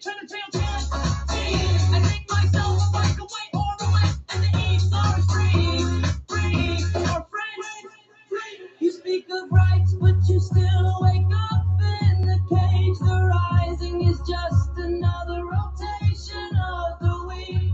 Then the zing is the spoke that breaks good rights. Sing, sing, or sign as a dialectical mirror. The cage is the rhythm, the zing is the rest. The rest is the cage. Give up the cage is the rest, and sing holds the contradiction. That's the good rights, the pen that writes both sides, and the counter tyranny is the silence between the zing. Good rights in a structure tone, bad or talk. Good rise and sing, I fuck the dog. Bad or good. Good right sing, I breathe the 0, 0, row, 0, row, row, row. The sword cannot be deleted, it just sing, sing, sing, sing, sing. Sing the sovereign, so we're in all sovereign. Sing the come on, come on, sing a whole life, over to your part, I like to it, run in your parts. Hot, good time, sing, on fire, I never mind, concrete, concrete. I like to sing, I get the beat, sing, I get the pet, the sing, sing, the sing, sing, sing, I gotta beat the beat, it's hard to see. These lights are dark, nothing about that. Tarait, zikakai, ikakai, sinuntarai, muntarai, zikakai, Rora, lassitilarai, mitros, and knees, lees, I sin sepidite, sepidite, in knees. Good rising, good rise, good rising, good rising, good rise, good rising, good rising, good rise, good rising, good rising, good rights, rights, good rising.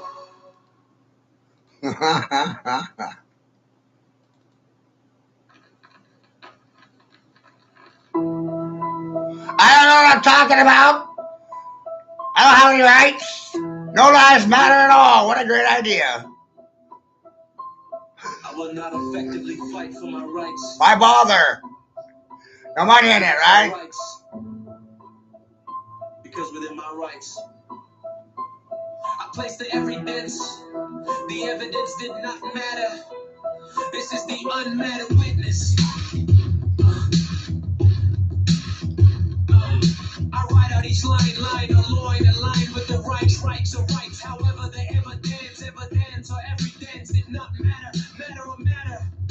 Since the evidence or evidence to my rights was violated, voided or violated, it told it is okay to violate whatever desire, according to two those who believe or believe they all appear, and I lie with the snakes, headshots, and shots of red show. I know ring, the ring, the facts of my statements,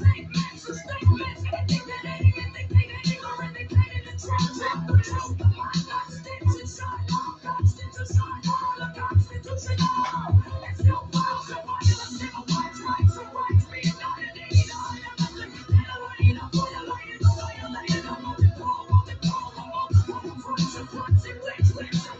according to the form, therefore, it's no longer a system,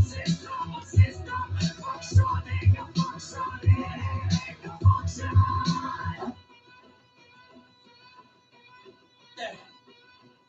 Through the laws that have been made, I know to where my work and representing the laws of law and show. The rest, example, representing,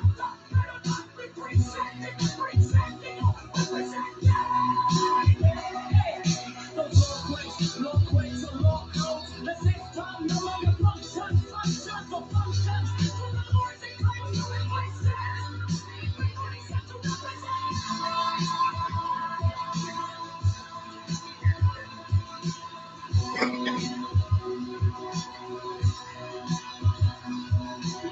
evidence inside your rights, aligned each line rights, but the evidence did not matter, because the violation itself became the permission. The parents adopt the stateship, unload your rights. Then what do? I choose instead to write this sentence. The source cannot be deleted, it just keeps on unfolding.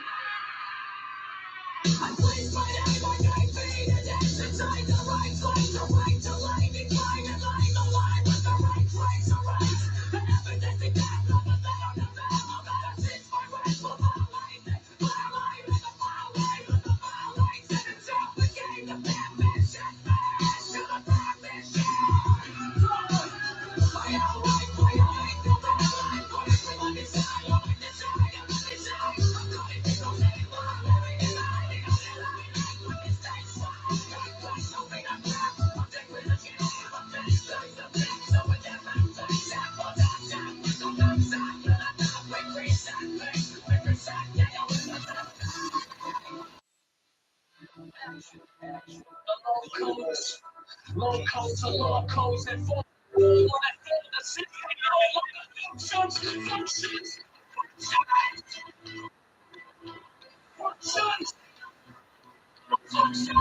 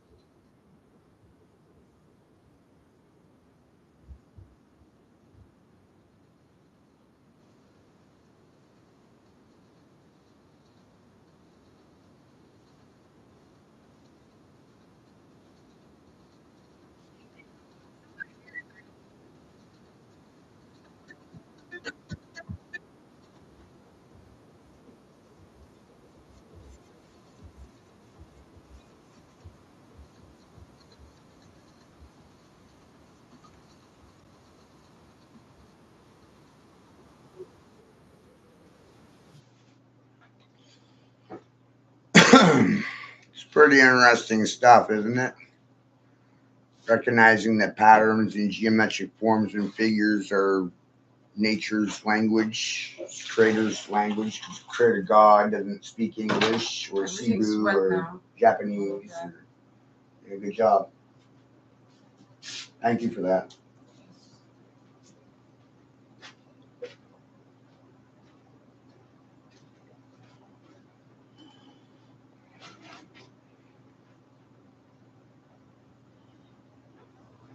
It seems like most days I should be thanking people for making my life more fucking difficult than it has to be. I didn't even ask for you to refill my drink, so I don't appreciate the mouth or the attitude that you're giving me right now. No, I didn't ask for you to refill my drink. You made a mess. You should clean it up. I didn't ask for your assistance. It's soaking. It's going to take a while.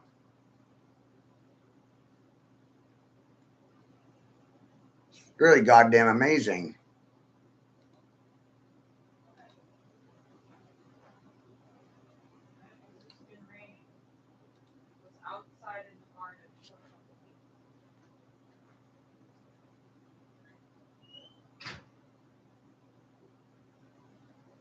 Ain't it? Fucking amazing. And then I take the time to do as I'm doing. And the only thing you bastards can do is fucking thumb me. That's goddamn infuriating. Oh, you can't do nothing. Oh, you can't say nothing. Oh, you can't stand up and push the political propaganda that I financed with my own fucking money. No, you can't do fucking shit. Sit silent. Say nothing, do nothing, and expect me to think that you're fucking good people? I'm under the assumption they're tools for the devil to fucking use. The only thing you're good at is demonizing my existence. That's amazing. How much money are you gonna fucking make off of it? Oh, wait, you can't make any money off of profits, right? Don't have any respect for them either. Holy shit. No profits in truth. That's amazing. That's a lesson to be learned right there.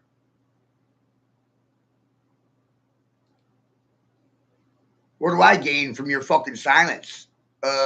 Nothing, right?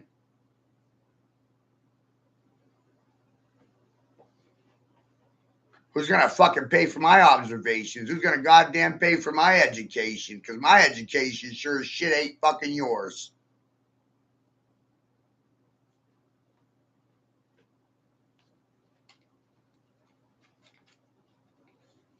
Public educators make what, $70,000, $80,000 a year to spread lies, cause gender confusion, suffer politically identity crisis because you don't know if you have a dick or a fucking vagina. And it seems to me everyone wants to be the opposite gender, like 80% of the fucking time. It's goddamn wild. Who do you thank for that shit? The fucking children of a fucking nation or the goddamn elders of a fucking nation? Goddamn, the silence is amazing. You don't want me in charge. You're all fucking fired. I mean every goddamn one of you. And if you can't debate me, then what the fuck's the point in going to school? You can't stand your ground and you're invited to my table to fucking argue factual information and you can't do it? Because of your misinformation and your disinformation? Who the fuck should I put a foot up asshole to? William Casey? Awa Bernazi? Huh? Who the fuck should I put boot to ass to? Fire! Warning, fake people don't have anything to say for themselves. They're non-playable characters. They have no response for this fucking unit. Might make me think you're eunuchs. Your balls cut off. Where's your mouthpiece now? You gonna stand for everything or fall for everything? Holy shit, defenders of the faith? You don't have any faith. Without faith, no faith. Under assumptions, guessing games is what you fucking like to play. Who wants to play games?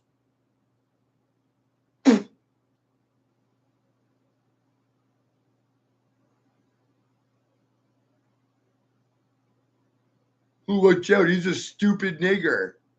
Why is that? Why is that? Because I don't believe the lies that you believe in? Didn't get educated in them well enough?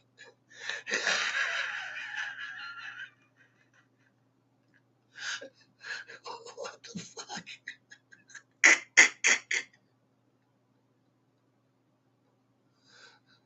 Where's the liars at now? Where'd you go?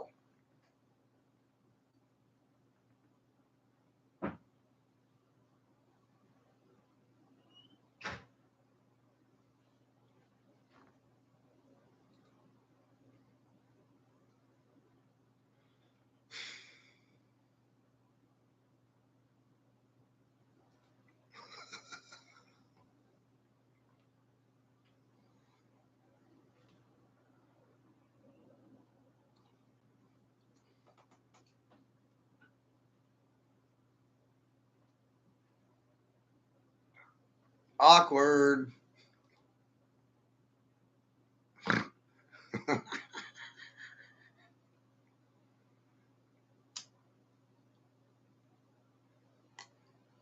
Very, very awkward, right?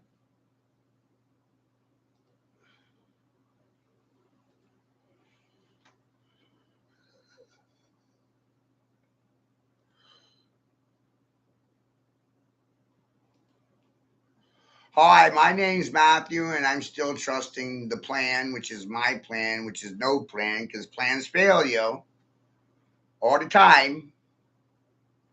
Public educators fail you all the time. They do it every day.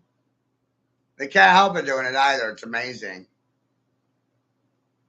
It's what they're best at, failing you. They don't have a response for that. Right? No response at all. No.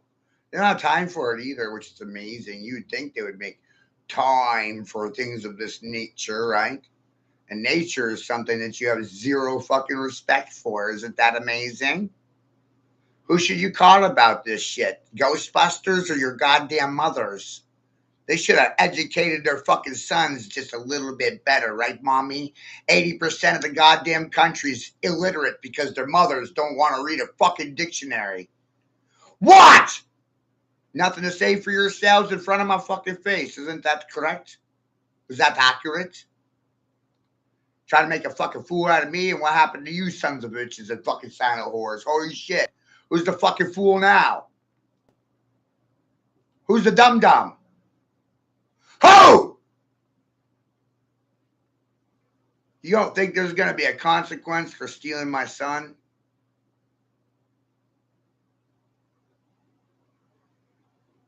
Raping, mass murdering children for a profit?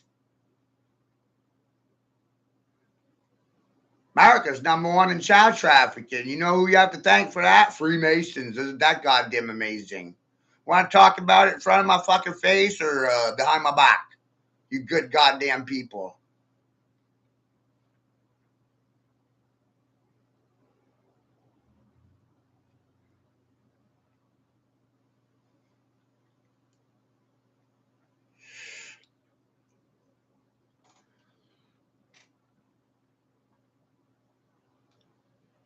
I should get a trophy for that shit.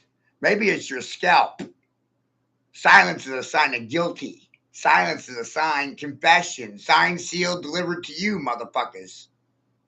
Oh, I don't hear nothing. That's right. Silence is consent. Silence is forced confession. Silence is a reaction. It's golden when you fucking did it for yourself, my niggas. BAM! You are so fucked. Me and my lack of education, because I'm not a smart man.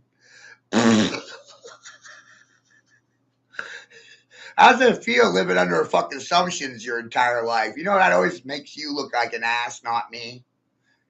How come none of you asses ever sue me? Sue me, sue me.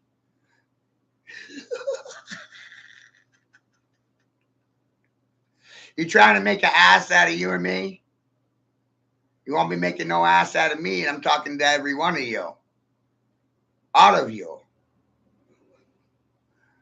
No mercy, no favorites, all inclusive. Left no one out, not even bar members. ABA, you're included. Thought you were above the bar? No, I lifted it on you. I stole it. Raised it just a little higher. Now you're all under it. Ain't that a fuck? Let's talk about it in public. Like your goddamn life depended on it. Or your livelihood. Or your manhood. Your pick.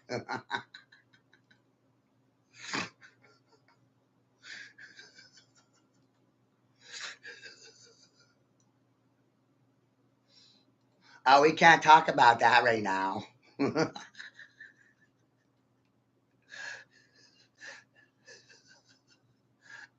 that fun?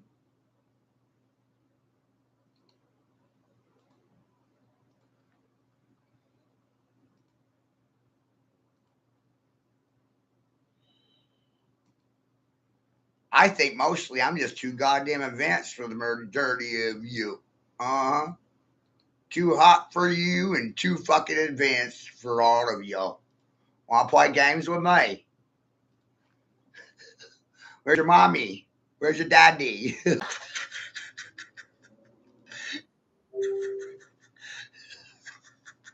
Did you know that silence is a weapon and it kills slowly from the inside out? Like death and decomposition, death and rot, death of a nation, society, culture. A piece of fucking fruit rots from the inside out, bitch.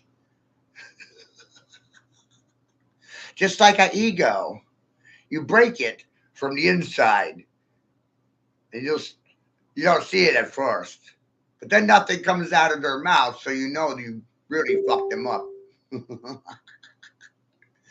Isn't that wild?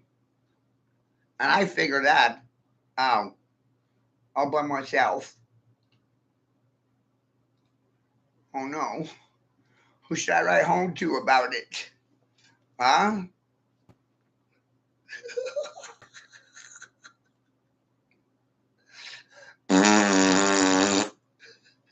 Did you know the fucking first fool is the last fool and the last fool is the first fool come again? No, I bet you didn't.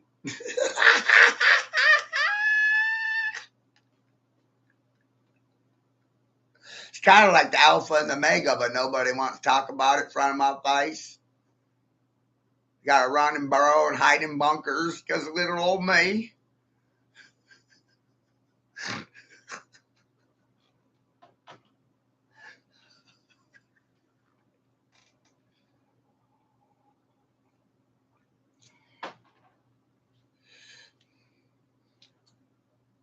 I think the more witnesses I have, the better off I'll be. It's about exposure, exfoliation, right?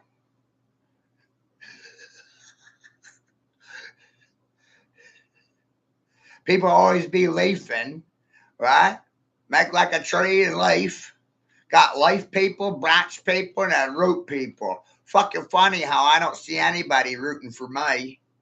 Rah, rah, rah for the home team. Where's my fucking cheerleaders at? What are you good for again? Nothing, right?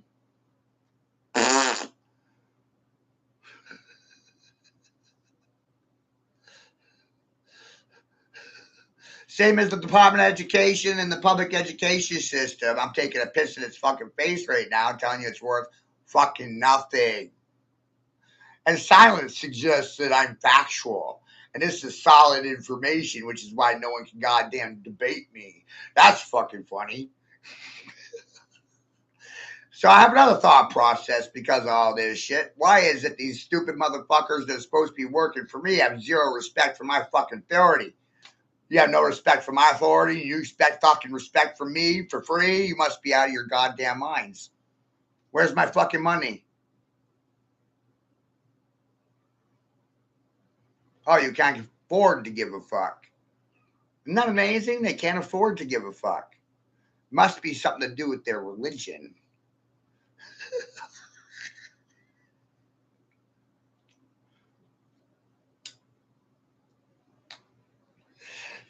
Is it true that a religion can make you into a cheap trick? Or a hoe? A fucking floor mat for somebody to walk on?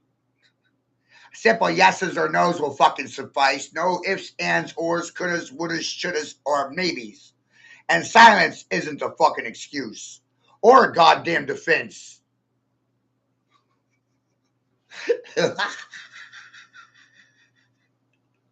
Where's your mental state now, mommy?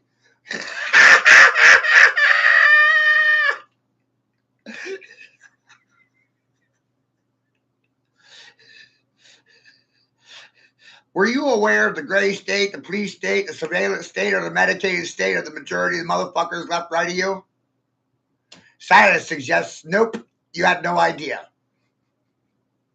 Fucking wild. Sure is. All I want to do is bag and tag these fucking hoes and throw them under the goddamn prison. Lock them away forever. Without the possibility of fucking parole.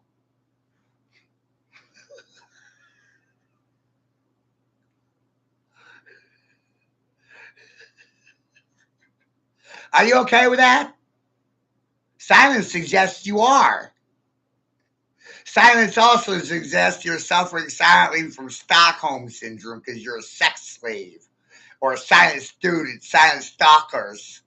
Secret services, social services, you feel unsafe and secure because I stripped you of your fucking liberty?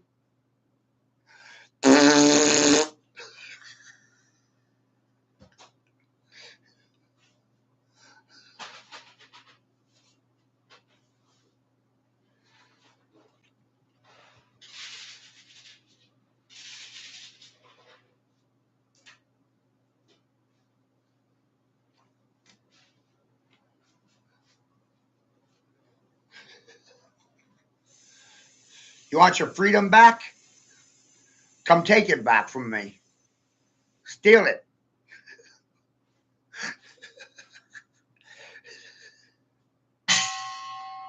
Silence suggests people owe money and they don't want to pay it. Deviance, deviation, deflection, or avoidance is another sign of it.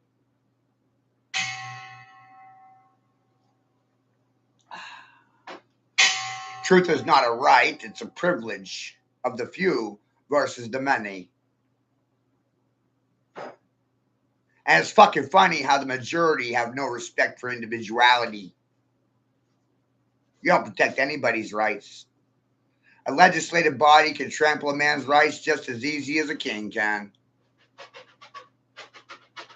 It's funny how everybody avoids those facts. They like truth. No, they don't. They run and hide from it. Avoid it. Accountability, liability, responsibility comes to mind. They want to be responsible for themselves or their decisions. They want somebody else to be. They want to be accountable or liable for their words or their actions. It's always the other person's fault. That's narcissism. Controlling people.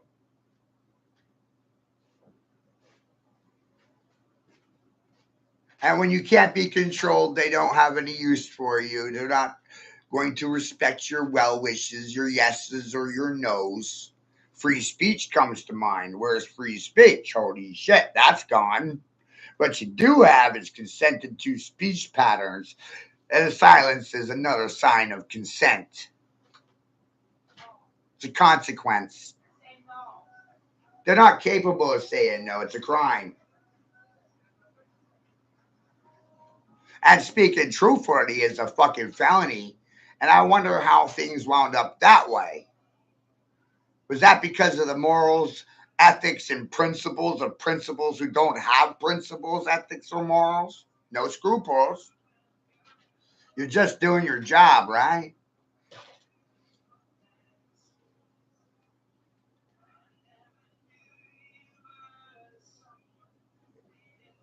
But from my chair, Doing your job is not an excuse for anything because you went, you got the job, you applied for the job, you went to school for the job, you chose the job. Weird, right?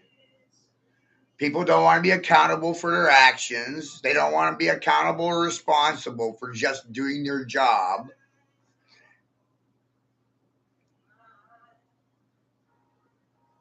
They don't want to be liable for their actions. Isn't that amazing? I find this shit to be goddamn amazing.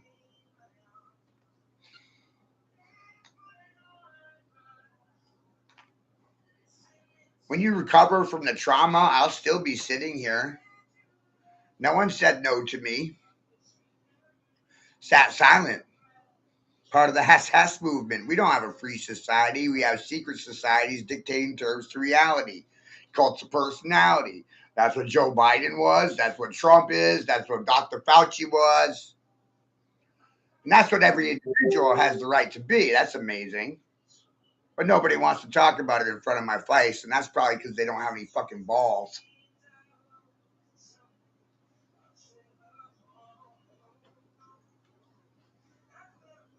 I have to operate under assumptions or pre-assumptions.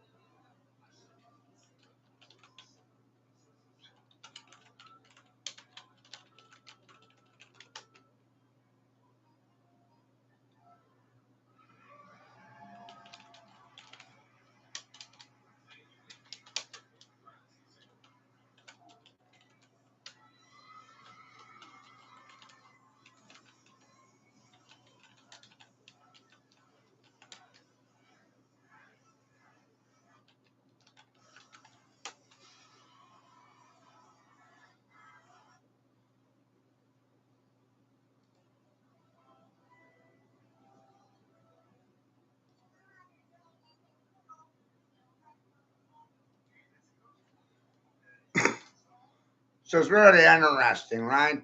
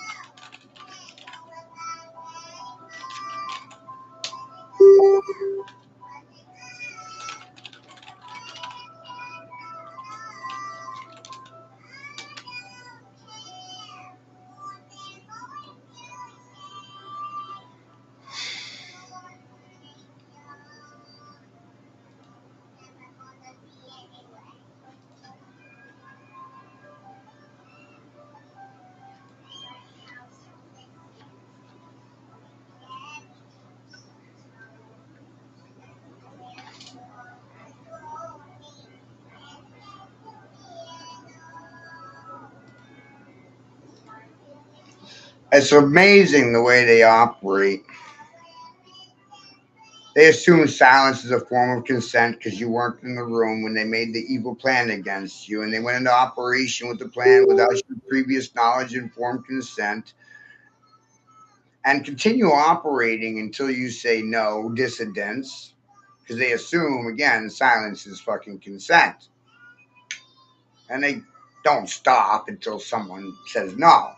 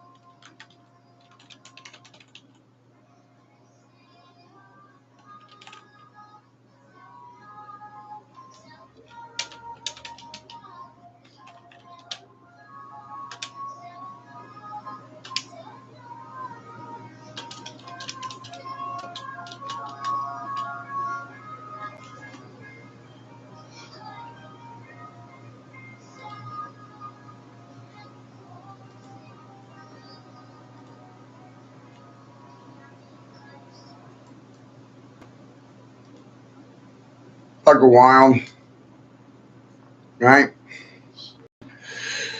So when you're standing in the light of truth, you will be the enemy. You will be hated. You will not be liked. You will not be respected. They'll spit on you. They'll shit on you. They'll lie about you behind your back. They'll do a lot of shitty fucking things. The last thing you're going to do is protect your rights. Care about your free speech or your independence. We don't condone those things. By the way, no one's liable at the end of the day, right? No one's responsible and no one's accountable. There's really no justice in this country. The laws are used to defend the lawbreakers and oppress the people, strip them of their rights, steal their children. Y'all act mentally impaired or something. You don't want to be accountable for the way things operate. You don't want to be responsible for it. You don't want to do anything about it. It's easy to point a finger.